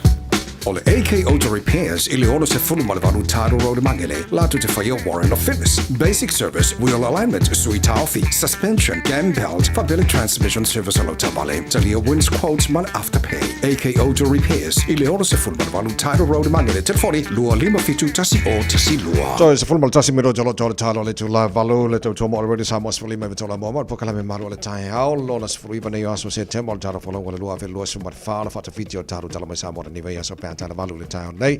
Ta shofa tes mai fionga le li pulo jimana. Ya mole ta to li potele foi tai hao.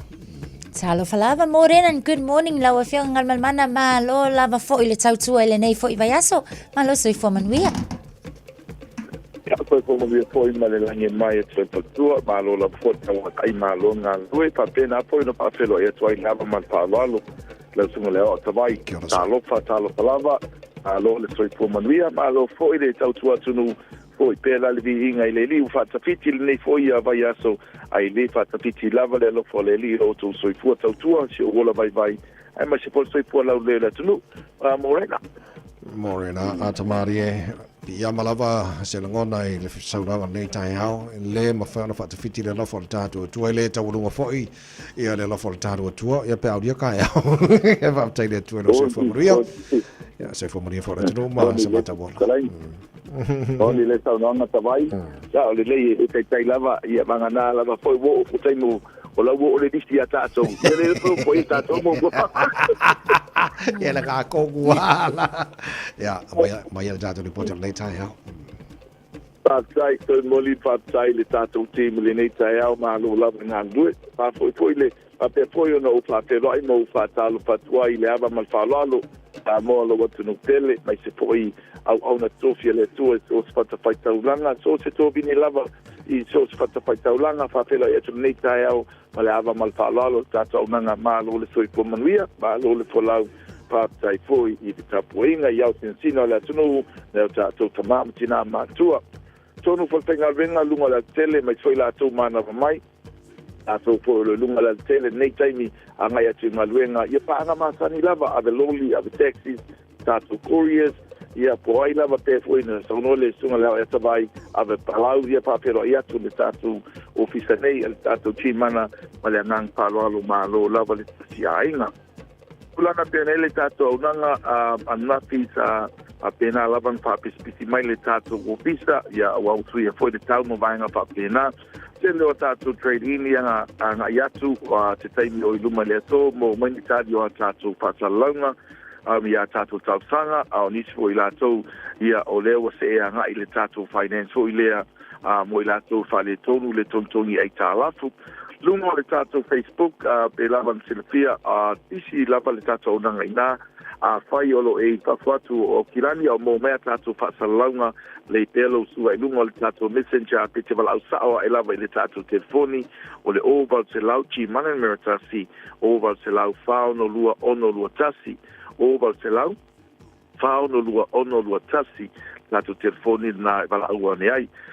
Toi whamanatu atu o te le whaataua ni ka awale tuai o loa i lava niti o loanga i atu ni whaataua la tau ka awale tuai. Nā o i la tau whaungaina la o aunanga po la company whaataua ia la tau ta awale o le awha pēnā o na whamanuieina le lau trade-in e mawhai na trade for cash.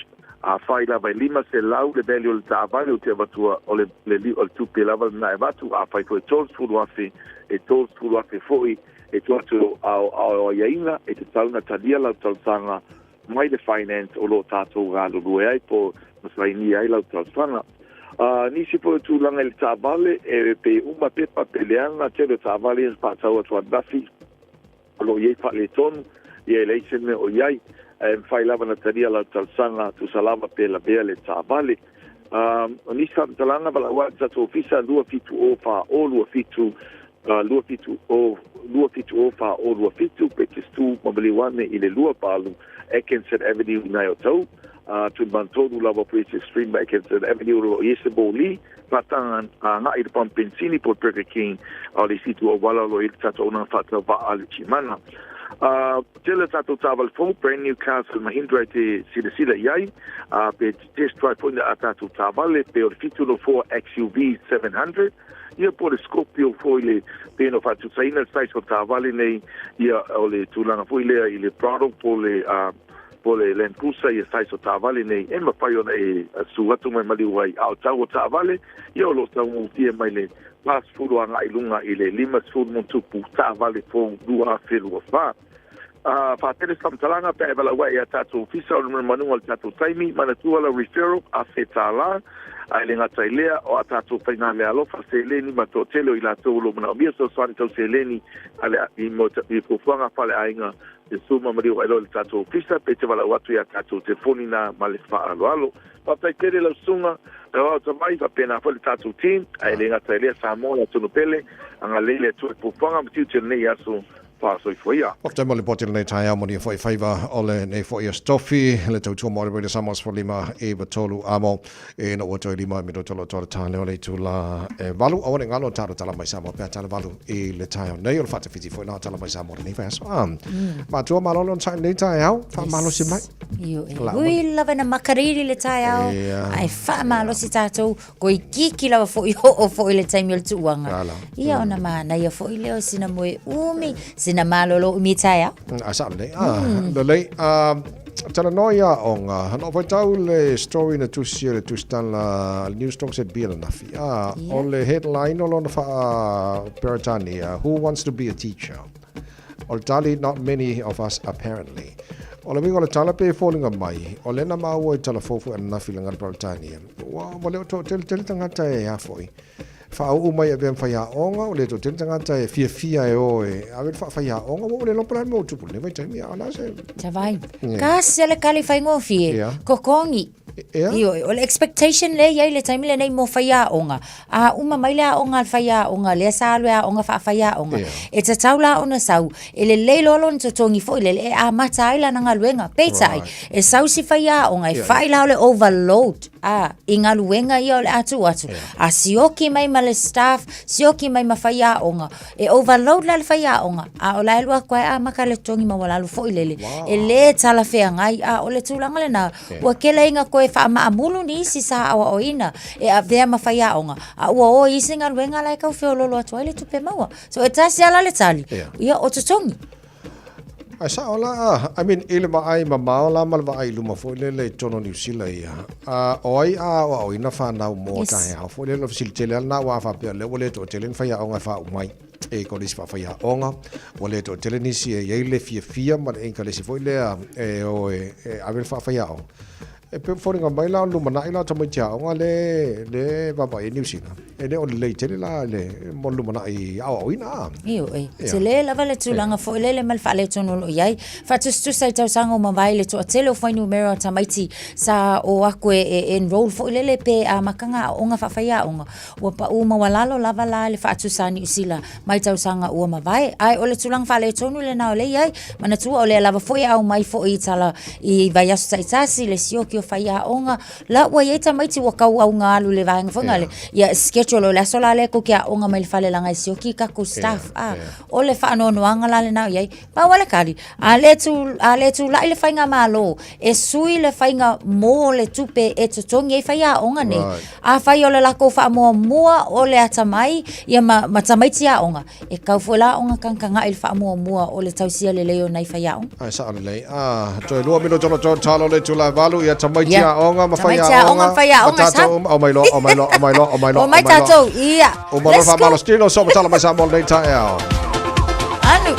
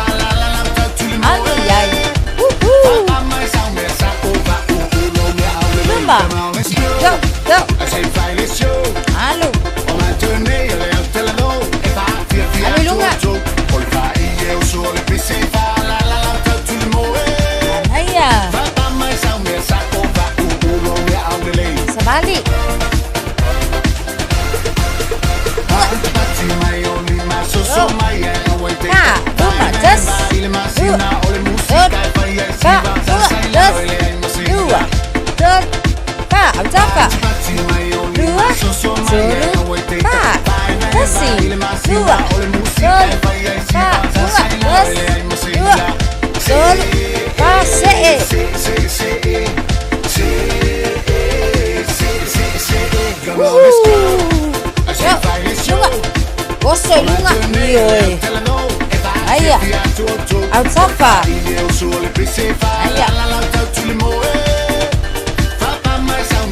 Aia. Ai. Luma. Aia. Savali luma. Savali tua. Musicone. Aia. Tule lei lo. Nana vai si suone.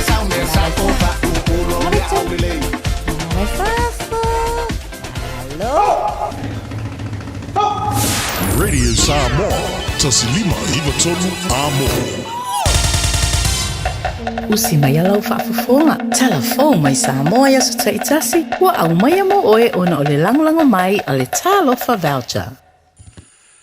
E toi whatalofa ilo tātu o tunu, o tātu mafuta le nei fo ia sa fau, tala mai Samoa, tala tau longo, usi mai alau whaafonga. O le mamau i utau no whanga e whaiai ngā ruenga le pūlenga le suawai pe ao o ina iai ni wha le tonu i whaatano a vai. Whapea no whanga o iai ofe paipa te tele. O le awha a whaingo fia nei o no o iai le uwhai ngā ruenga. O no o le whoa i tā ua le malo i Apani. E 5 piki a Pulen Cruiser fou. E ai umapa ue wha. E taunga tā lea whoa i waisiria le awha miliona le tau au wha i o ta vale e po le 5 salau valusu fitu afe. Tā la Samoa. O whaino le ampasa o le malo i Apani lo tātu o tunu i se pepa o whaamtalanga.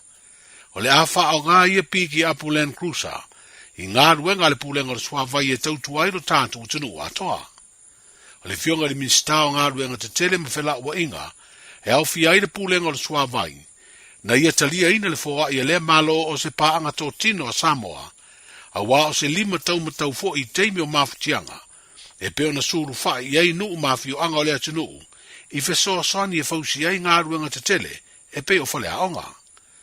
Talua i nei fo ina wha mautu ai le fesoa soani e Iapani, mo le fio anga o a ufanga, o se vai ngā tupe siria e le tolu se lau afe tā la, e fausi ai se tāne vai tele, e te uai le suava i mama mo le a fio anga i le tu i saute, o le tātou motu o ponu. O nei tawari fo e 5, ua wha mautu a tiri ai, whainga pa anga le lei e malo Samoa, Mali malo i Apani e wale whare leo au o nanga e tui nātu mō tangata nu o Samoa. Ua lava tāo so tā penanga le pulenga o suawai e tawala mai i nei tā vale 5 i a whenga i ai masau ni ninga o i whono ta tai o malo tau pulenga o lo ua fua e whatino mai Samoa i le masime fau. O le maua mai o nei tawari fau. Ua whaamautu ai le ngā rurue pea o le pulenga e whale leia o ana laina paipa a wale tu ina atu o le suawai maua i mama ma saunga le mō tangata Samoa uma. O le a telefo i lona sao i le whale leia o ngā ruenga mo le tu i titi o le suawai le iloa mai paipa laina paipa te tele. Ma wha mautu ai le lei atoa suawai maua. Mō nuu i le taulanga wha pea i fōi ma nuu i tua o Samoa. E ave ai au masui o le malo ma tangata nuu o Samoa ma mori atuai le anganga whaftai tele. I le malo ma tangata nuu o Iapani. Mō le nei fōa i tā ua o tau a aoi i le nei asu. Whaftai atuai la ua fionga te sute senta. Ia mo le nei fōa i tā ua. A wale whare lei o le au nanga tu ina atu mo le atunu. E tawala tu i le suawai. Peito sile o na mama. Ma le saunga le mo nuu ma lalafanga o mo Samoa. E tatonu o le ale muta i le so le nei whainga paanga tā ua. Ma o le awha ua pea. Pea lava pea. Lo tātou ngā lue whatasia watu ina atu. O au nanga le lei. Mari ato toa mo Samoa. Le minstau ngā ruenga te tere ma whila wa inga au fiai ma le vai o le pulenga o le suawai po le Samoa Water Authority i se vaenga o le saunanga whawhitai na malo i Apani le tō whaolo a 4 fiti va ai. O tāpenanga le tātou malo ma le tunu i le whono malo le tāu pulenga le masina fau.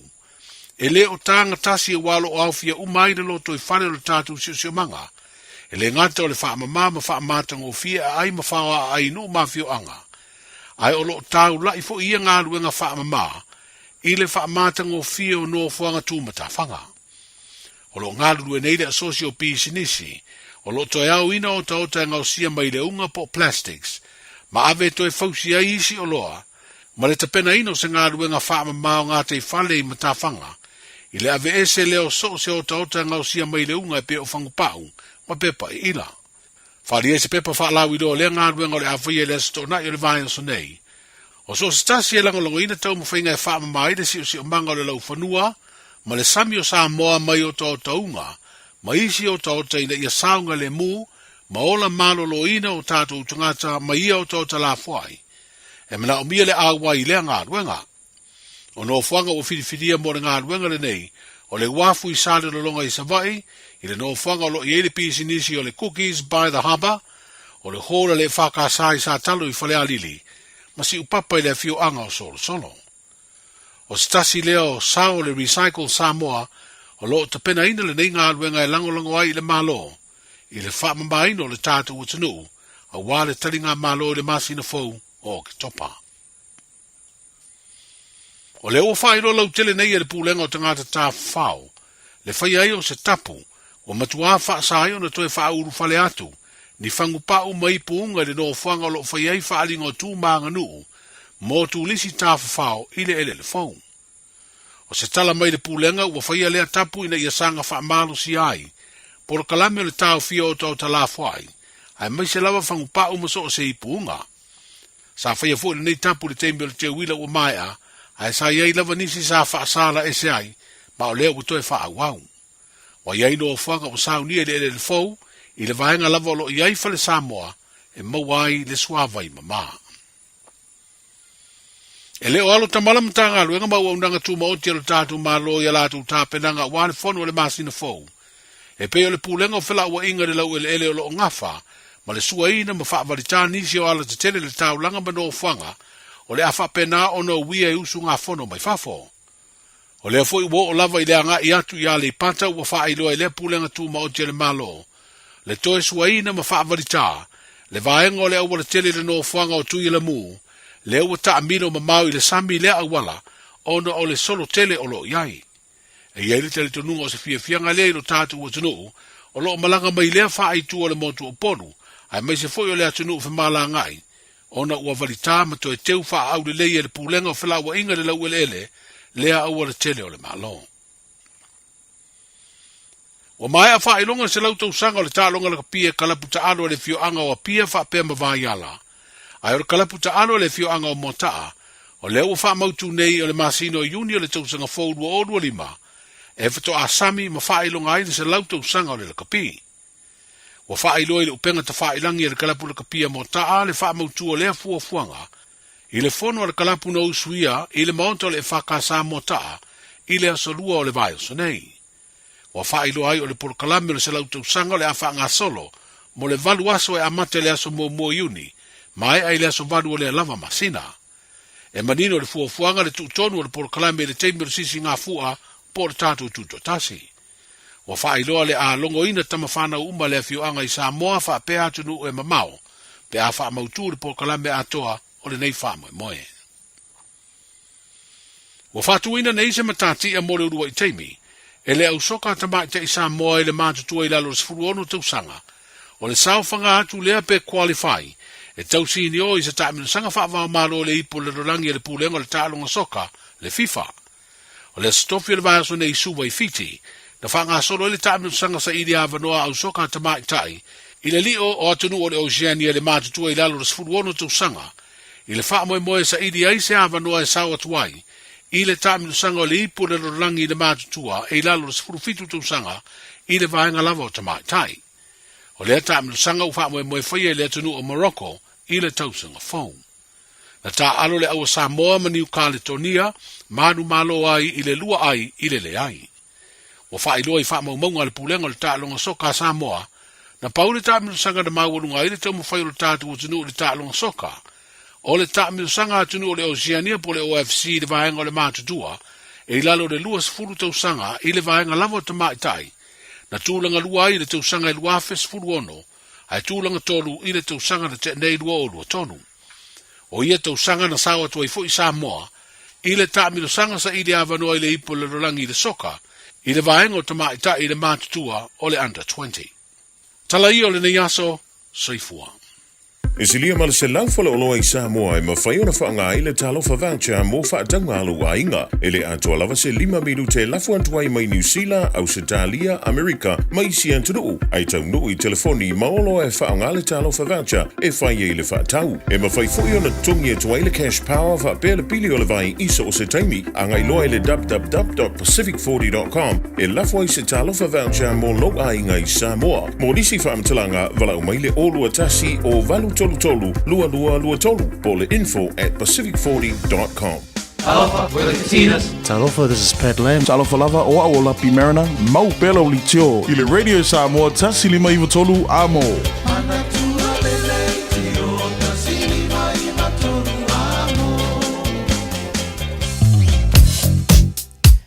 Te lolo le pisi o nisi o tātou ala te tele le nei. Fwoi taimi le tae ao, avita avale mo tātou i lunga whaongaina le State Highway 1, mai le vale o taranga i atu i Penrose o nisi ne o vaenga o mai tau atu o le nalawa fwoi ua whiololo le pisi mai i le taimi le nei o tae ao. From Manukau to Mount Wellington, o le vaenga le nai anga i atu mau i atu tātou i Highbrook Drive exit o lo mai tau wina ia le slow lava i le taimi le nei o le tae ao pe o lo mawhai fo i la le traffic e whaapena fo i la i le pakuranga on ram o le taimi le nei. U tara te Manukau, tātou i le vaenga le na interchange lea i Redoubt Road o lo mai tau watu i o lo whai lava fo i si mawhai o le traffic i le taimi le nei. Mount Wellington to Penrose o le nā lava fo i o lo anga i atu mo tātou lo anga i atu i le vaenga le na LSE Panmure interchange i o lo whio lolo la fo i le pisi o tātou i le taimi le nei o le tae au. Nisi o vaenga o iai,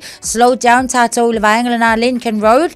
Mai se lava fo i le vaenga le fesui a ina ai fo i a tātou lanes o lo faisi mamafa mai ai o le traffic i le taimi le nei. Whaapena fo i la i tātou eastbound traffic i le anga iatu le nai Ellerslie Panmure Highway o lo mai tawina fo i le taimi le nei le mamafa i o le traffic. Ia o nisi o vaenga Newmarket to Papakura o lo o iai fo i le mamafa tātou traffic i le vaenga le nai le taimi nei tae au. Whaapena fo i le anga i mailea po le anga iatu Manukau anga iatu Takanini o lo o ua pisi tātou i le taimi le nei. Northern Motorway, lunga tātou Harbour Bridge o lo o mai tawatu. Whaapena fo i le anga iatu le North Coast o lo o ua pisi mai i le nei fo i taimi o le tae au. Northwestern Motorway, State Highways full maliono la tātu anga i le Waterview Tunnel ma le anga iatu te aratu o le na o lo o mamawhai le traffic. Southwestern Motorway, State Highway lua se fulu le mahenga le nai Massey Road o le na o lo o iaile o lo o mamawhai le traffic i le taimi le nei. Pau nā vaenga o le ua iai lunga o tātou wala tele av taavale, tawina ia manuia lava foi, lau whainga malanga, lava le whaauta male ono sa i lunga lal tele, e mafuta mai iai foi, ia mai whaafonga mai i le malua le tai aula Radio Samoa.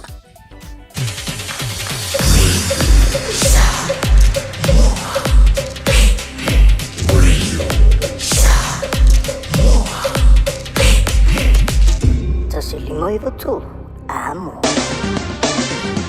Ua mawhai ona awina atu le tala o le tau i aso taitasi ona o le langolango mai a le Pacific Finance Limited. Telefoni o Valselau fitu whawha lua fitu. Mai atu laua o le lua se folo ma le lua le vevela le e Samoa le neibanga o le tai au tu mauinga langi le lei o le tau i Samoa awa oa i nisi o taimi.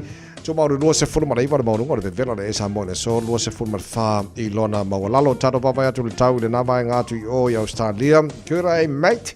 Ma lor se formaria pa nga uma level tar bakala so se manga Australia lo fa fonga ma nei time le tai hao ele la mo Canberra ono lo ele malu lo nei time le tai hao ola fa solo in ma lo sit savili ni so time ya se sul mata ngo fie fo le la se fu balu ma lunga le malu le e ma o to le so li mai lona ma wala lo ku kusa le ya Canberra ma o kilangi mele ele malu lo le e senior Australia good morning pa nga uma level tar bakala so se manga senior Australia lo fa fong mai malo la se fu manuia se fu lima le o lo ele malu lu nei time o tai au te lona o te le ono mo to o le aso sulu mata ngo fina la mo tau fa salo toi na vela tele le ea lusu fitu lona ma lunga sfur fai lona ma lalo men pone ma no se fo maria nei tai aus futasio ina ma lu nei tai mo le tai au o la fa salo na awa pa utimo ni so tai mi se fur ono ma lunga ma lu mo men pone i vai lona ma lalo le se vai nga ma lu i Australia Hobart fu tolu ma lunga ma lu fa pena fo Adelaide sfur ono ma lunga ma lu i se vai nga o malava o le mo kwa vela Brisbane Australia oka ka fe o la fasolo na awa o le tau langi le ni so taimi tolu se folu o le maurunga na ma o le bevela maruru o le bevela mo utung ili nei fo yaso sut fa no na maulalo Perth Australia langi le tau lu su tolu maurunga le bevela tolu su mal tolu maurunga le bevela i Darwin na su sul mata mo fira la e pe fa mawina mo nei fo i aso tofi tama ki makaura o kilani no fanga fa salonga ale radio Samoa se furulua le wa yel malu lu nei taimi ta hawa va atu fa yampa utimu le uto mai fo nei ta hawa tuma wingal tau le soi awa pa utimo lang le lei fo yo mai fakasi umar ko lu nga spul vanu mo lunga ole malu lu fa ma wina mo tau le sos futo lu na ma lalo tai pe audio la fa solo fo ina awa pa utimo lang le lei fo i tu sa len maru lu nei ma tai hao lang le lei la stona i lang le lei la sa so fu so lu so lu na ba ya solo mana ya to fa mo mo mana la vai tau o tu ina mai nei tai mi ole tai hao Talo tau Radio Samoa, whaftai whanalong al taru company lea wa awina tole talo tau nei tae au. So se tasi e whaisana no ngā tupe le Pacific Finance Limited mai le asos fulu ono se tema, se iau lia le asos se fulu valu au katopa, e anga wa umai le se i e te ono manu malo ai i le 5 se lau tala cash. E whaiele i le aso lusful tasi au katopa, apalai nei loa i le pacificfinance.co.nz, e talo sanga sau no ngā tupe le vau le 5 se lau, ma le lua se fulu afe tala, e lua miru te whaie lau talo sanga online, ai tasi le Tulai fa tali e tali e ia inga fa abitoa walau le Pacific Finance Limited i le oval selau fitu fafa lua fitu oval selau fitu fafa lua fitu fa ta fitu tatu tala mai Samoa pera fa fonga le tino te fa sala wina pe tali tulai se fulu ma le lua le ori le so ma le fitu le po ana nei tau lunga tatu tala mai Samoa ni va yaso le tala valu i le tai au tai au ia olanga o fa fonga le tino o tatu tala mai Samoa nei tai au so le se le anga lo fo le ko ia pangi so le konnichiwa Japani. Ka o ka e so. Thank you Japan. E fa yo lo for mako o le fo fa lo for malo so. Na ia so son. Mana ia.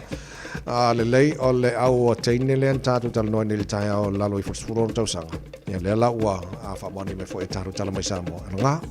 So re kwa fa fe kai ka fa ro ko so ka ri il matua le we ni under 16. Na ia. Ele lei mo mana o soka Samoa wa fa pe le wa mata tu il vanga le talvo under 16 no winga la fa wa wa pe ende ila e ka ba ku le FIFA e ka longa so nga champing lo la ki lo o ka mo boy man ka ko fa pe nga mala ka pi uma ngai kene fa pe la se FIFA la ka pi ela nga la fa malo se mala ka pi de la ka nga la ku soka kipi o ko ya wa fa pe ole ol tu langa le lo soka il matua le o alo le tu no il vai ngo tini ata mai tai ele ai la o ke le la le pa mai anga ilu matua le ale le ya malo ole a fo o le solo le no fa longa tu nei le i fe fo il vai nga le alu ku ama ko le paka tu ia la mo sole e ke lo il tau sanga mai Samoa ma LJ pesta kusa e ngamai ku la mang ai ma foi mai sole o solo le kusa la ma ko ekipi ale awala kusa sa wale solo mai lungo le maunga kangu ako umale main road le aru ko I laloman ole alla alu ka yanga de sabi o fa pe o ka fe anga bawang ka avale lalo ngi solo sole le ya vale lo ponar ko nga mai fa for kilo le ma le ole papa vo le solo mai lalo kangu mi ai le ale la ma ya la kusala wale ko ke wala ma lo fa nga pela wal ko ala la wa fa nga la le ku so ka mi lo le I ke nga ka bari solo nga ma ba ka ile ko ki ke imbadio ko wa ko solo ya la ko ya nga la ma ngai fo el ba kwa tu ta vale se vale la awal le spis nga so mo ta tola le o tu sa mo nge ko le o ku ma ko pi ko ya le paka fa mo se ko mai mo I va ngai tawa na ina fo swinga fo wala val sanga le mu ata va ia wai pe na ele ia ma sei se e se va ve fo le pe o ina maua kongwa inga taimina ia ai fa fitai o ta fa fina ngalo malo ia manisi fo ia wala wal fa sa ina soifo so le pa ke le ala swinga nga wa mo la to le yo o fo le ku ia awangi ko le o ko ia le pakapa ko malanga ku sa mo fa mo ko ke mo winga le o mo mai ka ko kar me sa mo mo ko fa kare le awal o ka ka fe malo ia le ona vai ngana mai sa mo nei tai au mo pa angal tar bokala me fa fo mai le tno ala fa tu mo to nei aso kwa ke fa le ka ko fi anga ia wa ko kupu mal masiofo ia mai ka umor malo pe au ia oktober ia ai amalanga ku ngi ala ku ngi maka ya mar ngi vaso ako ia ola ko wal nga ngabor wa ko mai ala ko nga ko ngi mika da wo sa bot ni ia ko de manga yo fi anga lo tu bina mo le ia le na va ngana mo nei tai au le tno mo la fa fo mai e le tu mo le radio samos fo lima e va toru a mo ia o se malo fa fonga o le fa ta fitel neva yaso ta to ma fa sa mo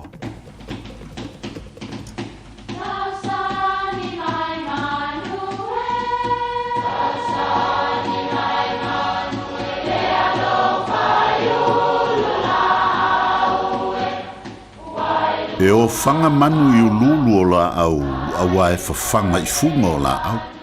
A o le tangata, e whawhanga I upu matala. O le mawhileo o alanga upu mamuanga ngana sa moa maona whaapongai, e a fua I lona sio mianga. O lona lea sao I le whaatufunganga o le iloa whaale aso, mai le tautua se ia o ina pule. O alanga upu mamuanga ngana, ua lanto mamanuina le tō whamanino a Samoa, mana tua fo'i, e tāo fitau muli le atunu. Tala noa fo ngā whala. O le upule nei e maua mai se tasi o tū masani whaalala whanga I pō. E whapea o whala ua whafola mō tō whanga o le pō. O nā mantau noa lea o na tā o tō oto matala noa. O le alala whanga la lea e tā ua o le tala noa fo ngā whala. O lono winga ua tā o to oto ma tala noa mai masani o na umi nisi fo ngā whalanga. O ni upu e wha matala ai se toa file mu o le olanga. E le ai lama se me sili atu I se a inga e masani I le tala noa fo ngā whala. E ala usu ma le malama I o lātou tiu te whaale aso. A malu fo I le fiafi e tāpua I whaatasi I lo lātou tua, ma whai malo longa whaatasi. E maua fo I fina ngalo le leo matai e whaafoe ai lona ainga I lea aso ma lea aso. O le whau tuanga li, e sili pe a tuu le lua e se senga. O nā mea whatau wā, ai tātou tala noa fo ngā whala e mau ai le whemala mai, ma le file mu o le tātou wainga. Tala noa fo ngā whala. Ia manuia lau whasonga Samoa. So le, ke lo le mā nei o le mau wha Samoa male ngā upor nei tai au. Ia. O le mea tonua le na kake ola ka iko la e whai tono lo ta ainga nei o ta mātua nei ei. Mole mea ole ia mangkua ngi vai kaimi o ke le moe o le koe wholangi whala o moe ngā mea la ue ngā la kua osoro ngon moe ngā moe lo. Ia o la vai taimi ta te ola ta ita. Ia o le mele whai e o lo le po ia whola mai whala. Ia o ngā ia whola anga lo whala i ngā ia e kudia ka ikala ia la kakila ikiki. Ka ke alo e kuri mena manga I saur sa vidi foi le mai le malu o le po le moi ya al time mana e foi na e ka manga yo kar kalanga nei matua mana I fa na u ila so ai mene e lengi kupenga ia nga so o le mana o le mafutanga o le fellowship fellowship ia matalta no nga nei matua mana I fa nga ka ia e mo moi ai ana ka ke moi wa manga foi lui kaula ala mai maka ikar kaya fo sa o le vai pa pena fo lava I taimi fo ia so I fuana ia tua a fo ia so tamale na tausia ita I le mana ia le tulanga le nata vai uma lava le ta maftanga le fiafi ia tapena ai fa aka o kolo ala fala le taimi fo la le lo kapela al moli so le ala tala no lava o le taimi fo la nga ese fo la le fa longona ma le leo o le tone o le tala noa lea mai le tala noa isi taimi o le aso tala noa fo ile le whakongunga ia tala noa fo ile a onga a o inga o ka ika pe ai se menga se o le tala noa la le taimi lea so le ole makua vai ma lua le tio fai mai e mawai le to afile mui a inga tala noa fo nga fala o kale mana ia lau pasene le sila mea mana ia le te mantua i kai mia uma fola fala o le po tala noa ia o solo mal fa ngol ko inga malo mo ai ele ai kamalanga e vave kele la lo kala kalom kua e afa mai sa kui ka vale ia vai le vave lo fa kanga mo ia le taulungo tanto ma fa sa mo Pona upo foi ia mo ne vai aso o le mai o tato tala mai sa mo le tai o tai au pe audio lo se fuma ma to manos ia le fa kar foi sia ka wo Chris le o fa antalo fa le tai au sa fa mo ia ma lo lava Chris mai o le nei foi tai au ni le lo fo le tua o wa mi o tu ni foi tai au ia le lo fo mala le le tu ni foi tai au ma tu ni fie sai le lo fo le tua ma le fa mai le mau le mo tato ne foi tao fai mai ua au tau I lola lo fatu no o ro tatou ali o ke wiso sa tama inga ia ua fa mativa ina ona o tau ina ia fa tama inga ina o tau I lona mativa ali funa amen fa me le fa me la wa onga mo tatou ni fa tao ali funa sa fa mativa ina ile tu ile o langa ina ia fa ina ia fa tama inga ia I tatou ali funa ne tatou de aso ni ali funa le to ne ia singa wenga ma tu foi ma fe au ne aso tatou fai uma me uma lava ono tatou lo fai de tu tatou lo fai de tu ono na lo fa mai foi o ia tatou fa me wa fa me tu ina o ina ia tama inga tatou ina ia fa tama inga tatou ali funa friend tau le tatou tau ni o tatou fai me uma lava le aso ni on tatou lo fai de tu tatou lo fai de tu le aso ni ali friend o le lo fai la na o le tu me le na o le tu le tatou mo mai fai ni tau Tari tatou le aso ni on tatou to nei aso tau le o le tu ali friend ia ole le fina le tu le ali friend le te mawai le malos ali friend ia friend tatou le aso ni sa onga tawo mo tatou ni tao tatou wa fa mti veina ia le tu ile o langa ni ina ia fa mtama inga ia I tatou mai tatou so nei asi tatou fai uma lava le aso nei marea tatou lofa I le tua marea lofa I le tua ali frena o tatou mauna mo tatou ni fitea fa mane tele tua le tua motou please live friend nei aso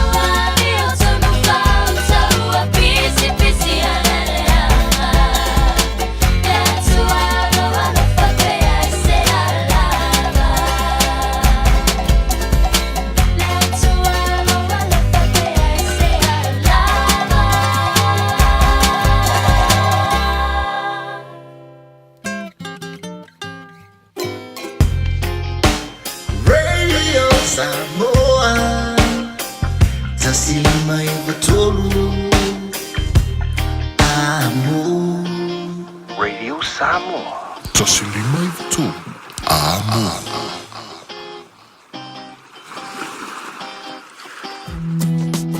Being up to date with our COVID vaccinations is a way to take care of ourselves, our elders and loved ones. COVID is spread between people, which can affect us all in different ways, some more than others. To protect yourself from serious illness, a COVID jab is recommended for all people aged 50 years and over. It's free and can be given 6 months after receiving your last COVID vaccine or testing positive. To book or find out more, contact your doctor or chemist or visit bookmyvaccine.nz. Mga umia se ma fa mga kosyo kingalay sa mo. Sisi le Lifestone Headstone Life file la ko fa piko mo ma e lalo mai le lima afrekau. E ma fai fo engala foi sa mo. Vili leong se lau kasi valo limaiva po le website o le lifestone.co.nz. Fa iloi le Lifestone Headstone o le Radio Samoa na e maua ile nei fa asalaunga o na lafo lea o le maa fa amana tui Samoa e au noa ma se tongi. Lifestone Headstone le au nanga ale Pasifika. Talofa. Wa o salmasinga fale lua team toidolo o le loia Samoa. Fapitoa la o nanga i mta uputau immigration, pepa malanga, tangata overstayers, so stoinga visa. Hapena foi le taxation, por tu la fono tau la fonga. M5 foi on o tau avena mta upu fal tu la fono i Samoa. Famal mole vidi mai numera o iva lua nono o tasi lua lua. O iva lua nono o tasi lua lua. Faftai. Malo waftaina tunu, malo whawhonganga le nei taimi o le tai au le tautua Radio Samoa's for Lima, Eva Tolu a mo, le nei taimi o le tai au fia whatas mai. Ia le sunga po le whionga e lau pepe Anthony, lau pepe o le sui o le mapu mai a taltal noa le telo nei vaenga tāua. E maisa vaenga nei o tālonga whai tupe o lo a fiai i le telo nei o tātu ainga. E le ngata o Samoa le Pasifika, whapena fwoi tolo New Zealand nei, lau whionga la pepe, ia, malo whaftaima o le taimi le nei tai au. Fia mai le porkalame, malo sui fua. Malo foi sai fua to vai fa tai mo ne am no matungo fio to atalo ko foi le malo tu tatu tunu to mali in foi la un pa tu tus e te nani da foi ngalo en foi ale tu va pena ko tina matana mama tu foi o tatu tunu foi o fo mo ni ta talo fo la Malo whaftai mo le whawano mai o le taimile nei fo i tai au fau o le a tātou tala me wha solo a tasha o le te lol mata upu fo le ua whatasi mai a le whionga le pepe fo i o le mapu mai tala noi nei vaenga nei o le afianga o ai ngai talong fai tupu te lo sa tala noi football kala me malu o le tai au per bola mtanga le niva yaso te le o le afianga o nei ainga la pepe a mai le tūlanga o iei o le a se tala la tamaima ni wha maunga la tamai tūlanga o iei a afianga o tala tangata Samoa mal Pasifika o no mene o gambling po o talong fai tupu wha mone te tala tamaima nei wha sidi o le mea la mo masani lo tātou atunu o teimi o solo talong fai tupe tūlanga tau talong o popo i mo sini atu tono wharka o papu ma kalapo hoi mwhape na on ta aloe. Ia nei vai tau o te rere swinga o iai ia mo sini popo whape na hoi e lungo telefoni. Ia ma ta alonga hoi o lo ta aloe whanau hoi tono potu whape na hoi tono whare. Ia o ta alonga umai umna o mire tupe ma sereni hoi aduai. Ia e wha runga i lo wha upopo i hoi. Ia ma le tālonga le tātou hausi fo o masani fo lo tātou tunu. O le nei vai tau o le tasing tālong fai tupe pe o masani ai mo le pinko hoi sa mai sa mo. Ia o whapena o na tele tālong fai tupe luno telefoni. Ia whapena fo i e te tonu fo o tālonga lo tālo i whanau tono spacey mo tālonga fai o Fortnite. O le tūlanga le nā wele nei vai tau o tele lava fianga i to ngā tūlanga iai. O tele fo i tūlanga tau sa airinga o tupe fo i lungo tālonga le nei vai tau. Kari atu lea tawai mani. La pepe tatu tala noa i le afianga. Tatu tala noa i a afianga fo le a afia le taimi, a afia le tupe, a afia le whanga ino tamaiti o na walu umar kupe i o i vaenga i o masini o ani si vaenga o loo mawale toa tangaruang fo le mapu mai. Te tu lava o tele foi a seta fa pena o na to se a seta o na o le tongia pide pe ona sa no ta vai ia mo se foi le vesi foi tono lo to fali de foi le vesi lo to fali le lavo fa so no wa se foi fa ngai no tu pe tu langa talo ia fa pena foi le vesi foi fa na ula to ma tu o no la foi a ngani mo foi fa na ula tu e va tu de credit card te fa tino foi ia la tu ta lo ngala fa ia le foi a ngani ta ma por tina ho a inga fia lu ta lo foi tu pe foi pe na ma se ni o tele lava la tūlanga whapea foi wele nei vai tau e whai oro vesi o mātua la tōru teimi o sola i le lava o whasoa wal whanau. E o whawe vesi mai foi whanau la tōre mona o le lato credit. e fai ta alonga i ta alo ma watu le credit card fa fa nga e ta alo i lungo ta alonga i ta alo ni vai ta so o tele la watu la ngolo fa pena na pia e fa pena i fo na fia i fo so fo malo lo ina la to tele fo i si vai ta fa ta tanuanga fo tono i kale si me lo ye ia e atu fa le fo ma ia tele la watu to mo lunga la to ia ai lo ta o sa o fo po ma fo anga le no so lunga to mo o no le la wa so la to si de wa ngau i ole masini au le masini ale lo ti o le to sa o le ngau masini e me ala no so lunga to mo lunga ma le mo to sa o le la pepe o le no fa lo ngatu e so no mata o va ngai o bingo mal housing ele po ia fa lo le tala no wala ngole a fielte lo e kane siamba fa la boptonga va ngale o le asa va ngolo to si fia o lo afa inai e tela even though ala fa mai race ai kupe mo le kane sia ba fa la boptonga a le a lo tono va ngalo gambling pe o lo to ngal ngolo fa ne sa le mania ia fa sidi ta vai o no le tele la bona tatu e kare sia lo fa nga ia tulanga tau hausi fa le sa idea ia so swani tono e kare sia ai o le lape o le nei vai tau e a mata ia le ta alonga fo ia a inga fo ipo mata fale fo e kare sia lu su ta la pe se la ta la fo ai alu lu ia alonga nei le sit ma sina le lu ma sina mo tau sang ia wo la wa sidi atu la ilunga mo le mena a mata ta alonga ia mo i fo wai lo fo wa mata na afia ia afia nga fo o tangata fo ile nau ia mane fa mo fo me tau fa mo ai mesi fo i sinei vai tau ta vai e umar ta alonga le hausi fo i fa tu nga ina tai mi fa le to no e kalesia ia wa nga e tu to no casino ia ma nisi lava me lo e ta alonga fa tu e fa wa fo ta alonga o mera le polisia fo ta to tu a fa ia lu su ta na ma ta ro ta alo to no hausi to e kalesia mana ia to fo i la lu su ta ra wa lu su li ta ra ro ia wai mana o mira so swani an mapu mo ia man matu o nanga o na wa amata na pia i le fa ngalo me fa mo ia na wa amata na tu mana o ngori o le nau ia ma lo fa taya la fa ngalo pepe o le wa sa no mana mia ia le so swani an mapu mo o a so swani lo fa yon to wa a mo ina ia tau fo ia fa fi tau lo ta long fa tu pele o fi ta tu sa bo man pacifica te tu lava ta vai o le te mene nei le au nanga mapu mai ia o lo fa wa pe ia lan au nanga tu langa tau counseling ai wa o le au nanga fo i to tele le mo malo le atu u nga lu ai o mapu mai fo i o le au nanga le to no le tatu tu nei o wa tasi ia le konkalate tu langa tau ta long fa tu pe so o to tele la ia le malo le atu u Pacifica le ngati Samoa tonga pa pena fo ia fiti o lo ngā ruru e tono le tātou ofisa a Kilani wha pe fo ia Wellington nei. Ia Hawke's Bay ma Kalaistete, ia o le counselling nai o to te le lava le malu le tru vili mai i le tātou o Walselau.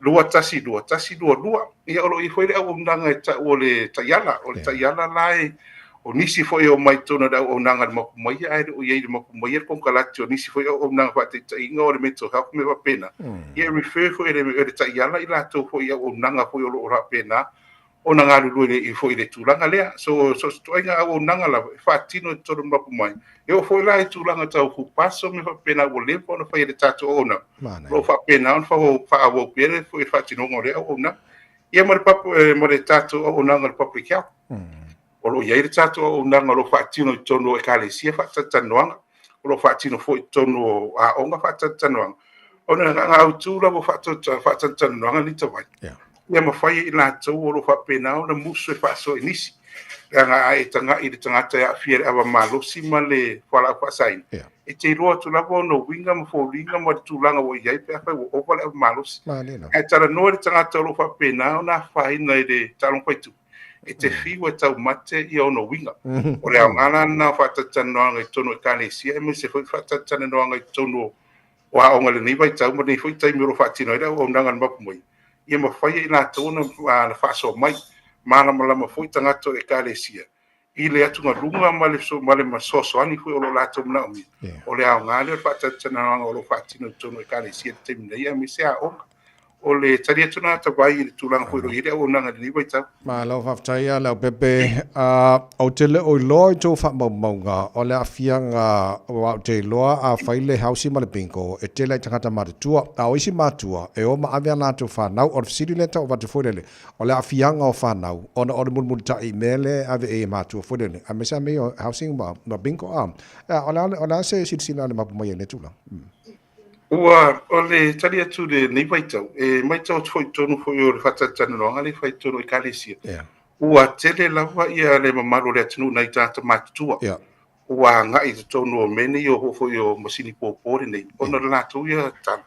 Ua le inisi, ua whai langi foi le fō launga te māpo le tina fo le ainga. O le foi tisi tara noa. O le foi retire mai ngā ruenga. Ia o le atu ngaru la le iai. Ia o lai alu le pensiona. Ai a watu e lola malu whanau pe ona ta whaasoi fo le taimu o sole. Ni la tau foi nei o lo whaalangolango foi i la tau i eri pensiona wha olo aina i eri wha tino ina foi o le la tau foi ta arongo o lo wha tino ina. Tele lavo o le nei mai tau le nei mai taimu. Ia o le tele lavo a ingo lo wha pena ona a fia ia matua. E a fia foi whanau. Ono o lai te tono le loto i whale o lo iei whanau. O lo wako ai foi pia on masani foi. E pia o le me poiata. Ia ano foi whanau o lo au tino. Ian whaasanga leo la tau whaile la tau ta alonga i masini whai e ma ta alonga i telefoni. E peila e pōpō matua. Ia o whanau fo ela matua ni e pōpō. O lo whaasanga fo e whaile e whaile ta alonga i rungo telefoni. O le apianga la lea. Ia ua whai o tūlanga tau sedi. Ia o le tūlanga fo i tau whanau o le fo a mata tūlaro i masini nei. O ta alonga i telefoni o na la tau apia fo i le. I tūlanga i tau ta alonga i tupe. Malo whaftaina pepe mātanga o whiolo utou o nanga fo ifso swani. Ani a walo o utou whaonga ina e engage ai mar community o le wingal whamtalanga fulile o ieni porka lame e o I whalapo pitonga. Ia po e kale sia fo isi taltal no iai. E whamori mori o kou mea ngai whaile lili. Ea, o isi maanga o tau tue le tula. Mana ia whawhisiti o lo whaia ia le au nanga fo I mai po kalame le tātou o nanga mapu mai tono le tio hui o au lotu. Sa whapena an whatatana no hui au lotu nga I o tara whapena hui mangele. Yo I nei wani intone ia to tele lawa au lotu o tono hui le po kalame. Whapena hui lo kspai a fua tu lawa le numero e ka le sia hui o tono po kalame. E o watu mare dua se fu. Ia au lotu hui o tono le tātou o po kalame o lo whaatino le temde. Nganga au tura mo po kalame ia fa masani de tala noa. Ia awana I matamuri ia ina tu foi tono de kalesi o lo e matamuri ia fa so. Ono to tono e kalesi o lo tele lava ia so soani foi o lo ia. Ai ana ne fa tino so soani tono e kalesi ono le mama lama foi sunga fa pega ingo. Ai mai se ne tangato e kalesi o lo ia ni so de kalesi o lo na mire so soani. E isi e kalesi ta vai sa fa pena ono o te po kalame. Não passou muito, isso não foi feito na família, isso lá de carecia, o tá, aí a lulu passou lá, tu no pó da carecia, e aí tu passou muito isso de carecia, tu te lá matou, lá foi de matou a pouco para matou popo, matou tele popo e nem bonito, né, matou popo e o que lá matou meu, e matou tão aí, so olha, ngala não passou, e havia o vale passou, mas foi tá tudo, e passou, mas foi de carecia, e aí eu só nem foi no lá tu fatino. Ai mai se mana malama o le tātou tunu ai mai se kālesia. I le whai ngofie o na tu e mana o mia lawa nei tangata lo whapena o na whain. I le langolongo sua mo le so swani hui o le tātou tu. Ia mai se la o nanga pire ma kumbai. Ngana so swani whakeausni. Ma lau whapte tele la pepel nei tai a fau. A mai nisi vai ngan nai te si fia tau an whai lo mo si fila tunu o ele o watuina le tāra pokalame na mai le ma telefoni. E whai na malau ile tunu mo se so swani wha mo le a la pepe. Au tai tu lava ia mo le nei lava vai tau wanga e tu fa ingo tau sanga ia mai se fo ia tele fo na no ta inga fo ia wa fo me fi fatino ia ai le tata longa mas fa ile ia ri kwata fa nga pe le mo ngana na tu na tau pa tu ala lo atu tatu na ngal ma mai a fa ila wa ua e si le fia de o isa nga mo le ta mo le ainga me so lo tu fa ia matanta tara no mai tatu o na ngal over se lau lua tasi dua o le over se lau lua tasi dua o lo ia o nang sostoina o nang temna umbia I to tonu la vole tulanga tau soi fo maloloina wala o mele ma kumai a fai fo ele mo el mato o nanga ia le o nanga fo lo emna umbia em fai fo no refer ma kumai ia tatu o tonu fo ia o nanga fo mo fo so swani ai o le tatu o nanga na o over se lau lua tasi dua ia o foi pu paso mi fa pena tulanga tau I le tātou me ai, ia mo fo i nei, ia ne pisosoani e watu ele full belcher, ma le palo lau tawai. Malo. Whenga pepe, Anthony lau pepe, ma lo whafte tele, ma lo mo au nanga le leo lo whaia mo na yo tātou tangata sa Moman Pasifika. Mo nia whaiva le nea stofi, whafte mo le temi le nei tae au. Whafte lau tawai, mo Te lawa, le whenga lau pepe, Anthony lau pepe, mai le mapo maia, le vainga tāwara mo tātou le nei tae au. Ina o choice family tolo tolo talo le tulaiva ko kala me maru le tai haru le samo spoli mai batoru amo ka maki wonen konge le wo mai ya wonen konge sa video ai le ya le ka maki wonen konge waino pese lo waino ole ai to efe ai lava ole fuia u fa alata ile sipula ve ave a olo o ile fa ato anga ole nu pela le ole mo eta fele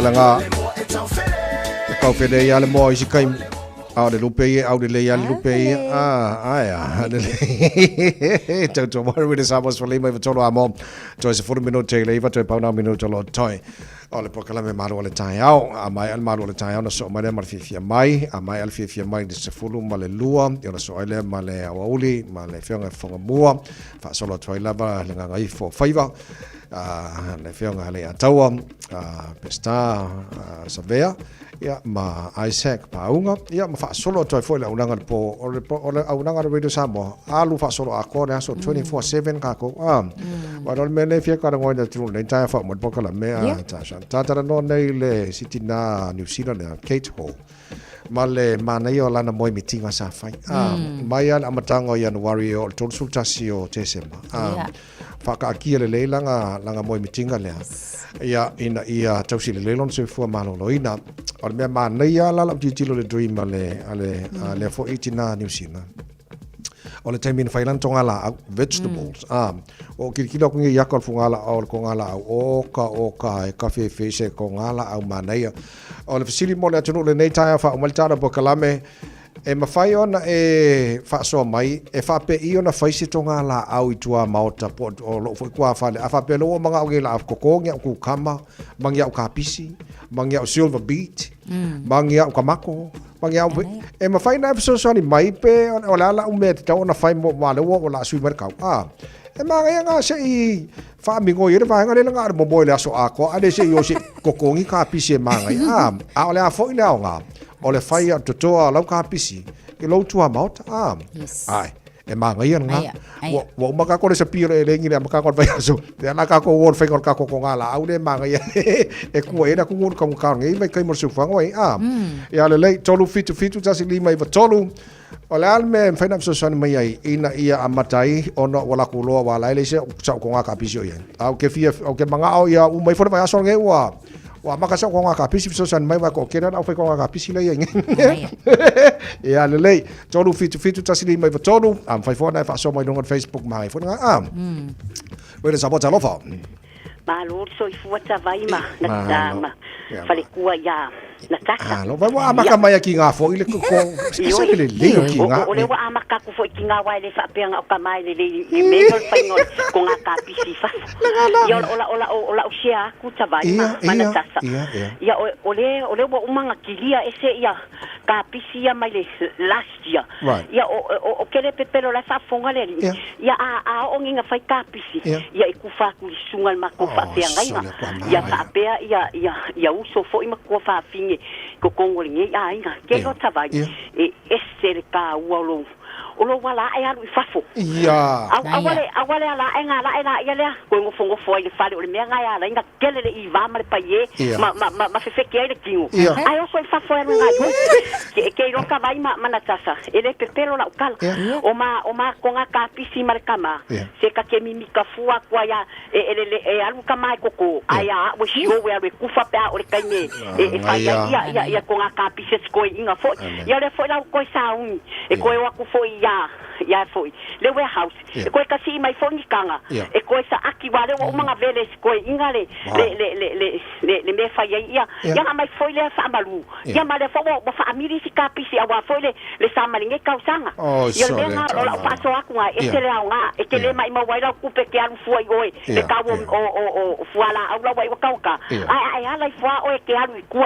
e ke ngalu ya pe ya la ke ngalu sa mo wa me nga ya lenga nga o so ko ma walunga ma o so suka yo le nga yo ya o se fa so aku ngai lo su male au ya male kausi au male fale kua ya na tasa ya mangu ya wa so fu fanga ne ya tu ya ko fa so fu China akele ya lu le wala la ta tu titilo nei e fa pe ilanga fa ia le melela fa nget ko ka pis la memo mo fa tavai bai nga waku wa I ole warehouse kasi mai kanga fa I wakale lo fa palang nga ka mai mala mai e fa ngo fa ya ko ni ka ken ba nga mai yao o kanga fa ele wa ingo le nga mai lo le sa aki ya ana ka le wa uma ko eli pala ku wa ile nga ya fa malu fa le mai lo le kamera nga sa ai lunga ye ko mix fa kasi ai pala ku wa ile ya o nga uma lo le ya makalo ko ya nga isi kapi si fo ya wo umanga nga fa amili kuwa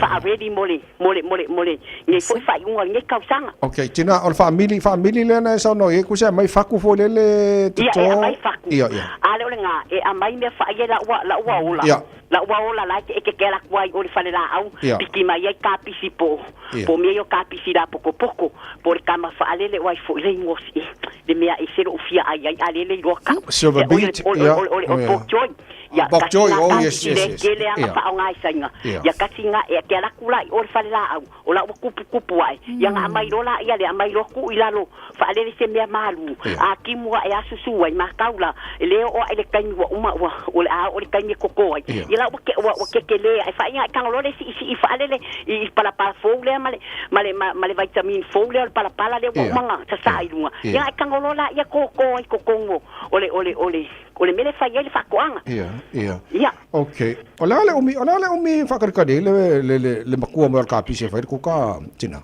ole vai ele a foi e que fa solo wa fo ka ma fa mai fa kari de fa ile lima ngai vai aso ile o vai aso wale lei kong wale kaninga e fa fai mai ile e ka kipi mai ka pisi la poko po ka pisi fere ia wakale ile fa palan ya ka wa kupia fa penga ka pisi fere yo me langa a o ngelanga o le kaimi nga wa e fuar kamale e fa me ka ya pia o le ofikawi o le o vai aso lenga nga amaka mai nga koko yo le o vai aso le fo ila ka ya yo kaimi nga wa amaka nga ai wai anwar kama ma ke o foi fa ka mai le me fa lele o a wa o sikan ke va ku pe aki e mang ya nga e me o fa ya e sisi ya nga ola ya le mai me ruru ko kong ya e se le sisi le fa le nga le laula le laula ka pisi le mai pa ya foi le me ai ya ole sia ku nga nge ya so fa mang ya le ya o le nge ya so ai mai se la sunga le wa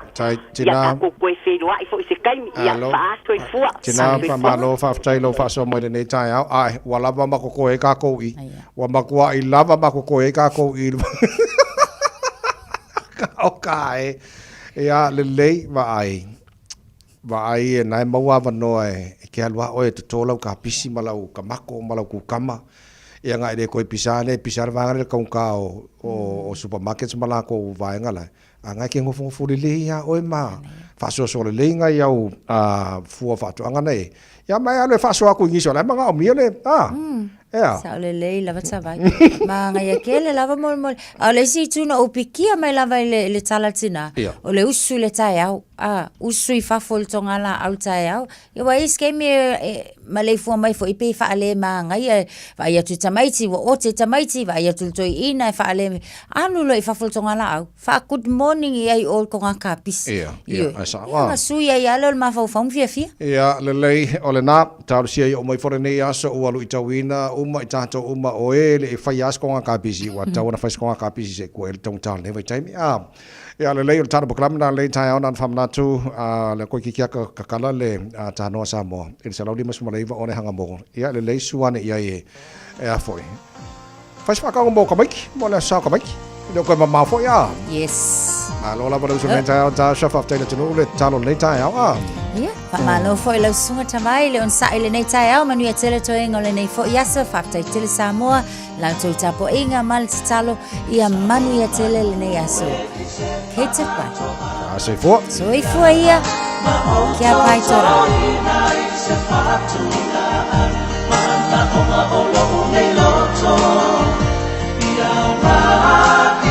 so asau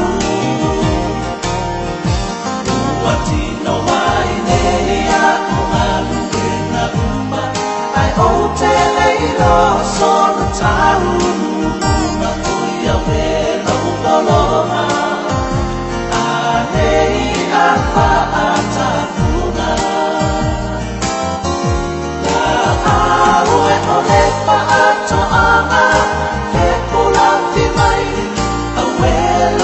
Patu te ea oi ai sa o tuto na manoma maoni ina ia kua mai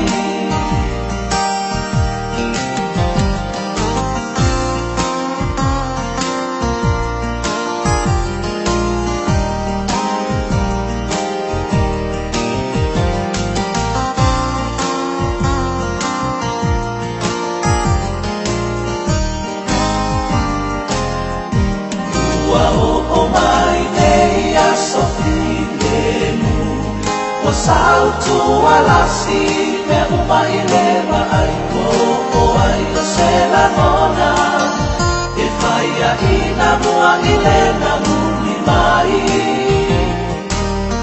a o se tau tai poto so se io na tua tia le tai o le papaku malo na lo noto oia we o te nina e na tia i lo ua putoto la aue o le paato ana te pula pi mai awela o le patu pe ea oia sa o toto ina manoma amaoni ina ia tua mai na aue o le paato ana te pula pi mai awela o le patu pe ea oia sa o toto ina manoma amaoni ina ia tua mai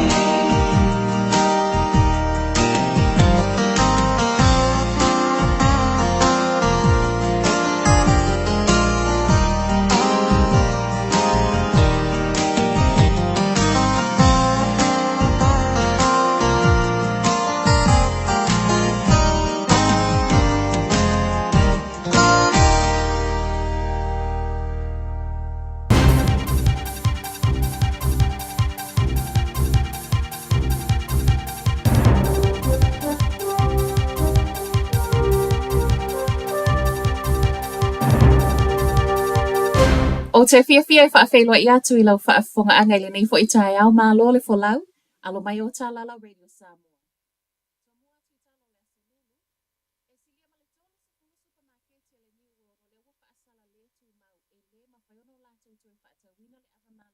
O te whaatalo whātu I lau whaafonga anga I le nei fo I tae au mā lo le soifua manuia.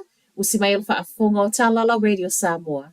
I tala tamua, o le asona nafi wa whaamaunia mai iai o le ata punia lava whai totoa o le OJI Fiber Solutions I Aukilani. O le masino au kuso le ana amata whaatala noa mai iai le nei fuafuanga, masawa I le whaai unga na nafi, o le a whaatau nuina lava o na tapuni.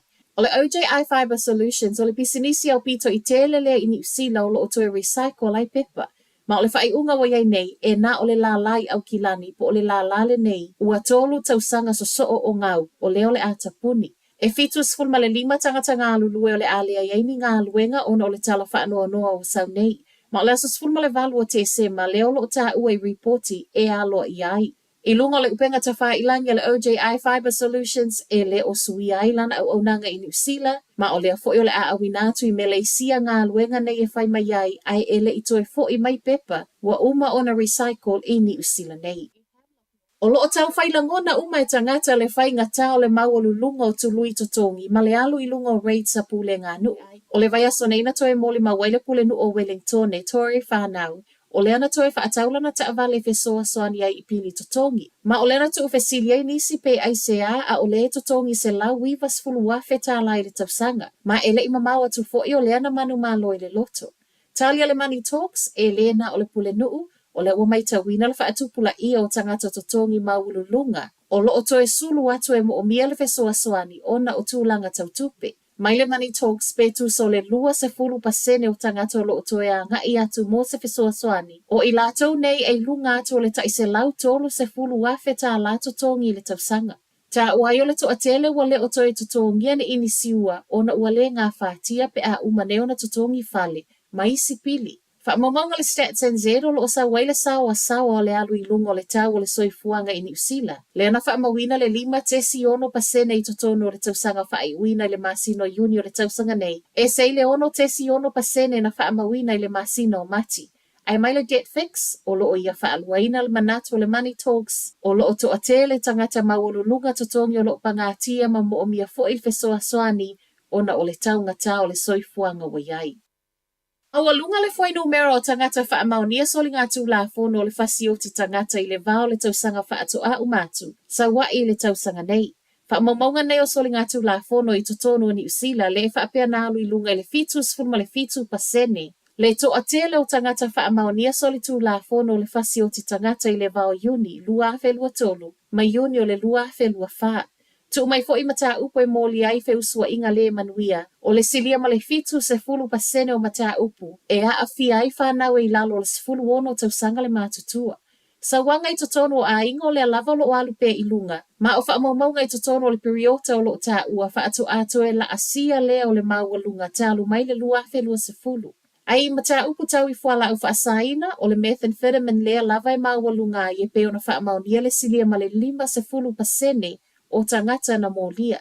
O le ato anga o nei wha maunga o lo maua umai lunga le upenga tawha ilangi ale matanga luenga o wha masinonga. Tele le suava I maua Masterton ono o paipaliki ma e whaapea toi titi afa o le suava I maua lea maumawai. Ele I mamau atu na whai mai ele pule ngānu upe tusa o le tasi vai tolu o le suavai o lea maumau. Ai ele I o I paipa a ainga. Peitai, I so enga o toi loai ele sa o ia reporti. I meto tia fou o I loai o le tusa ma le 5% o le suavai maua. O lea e toi maumau.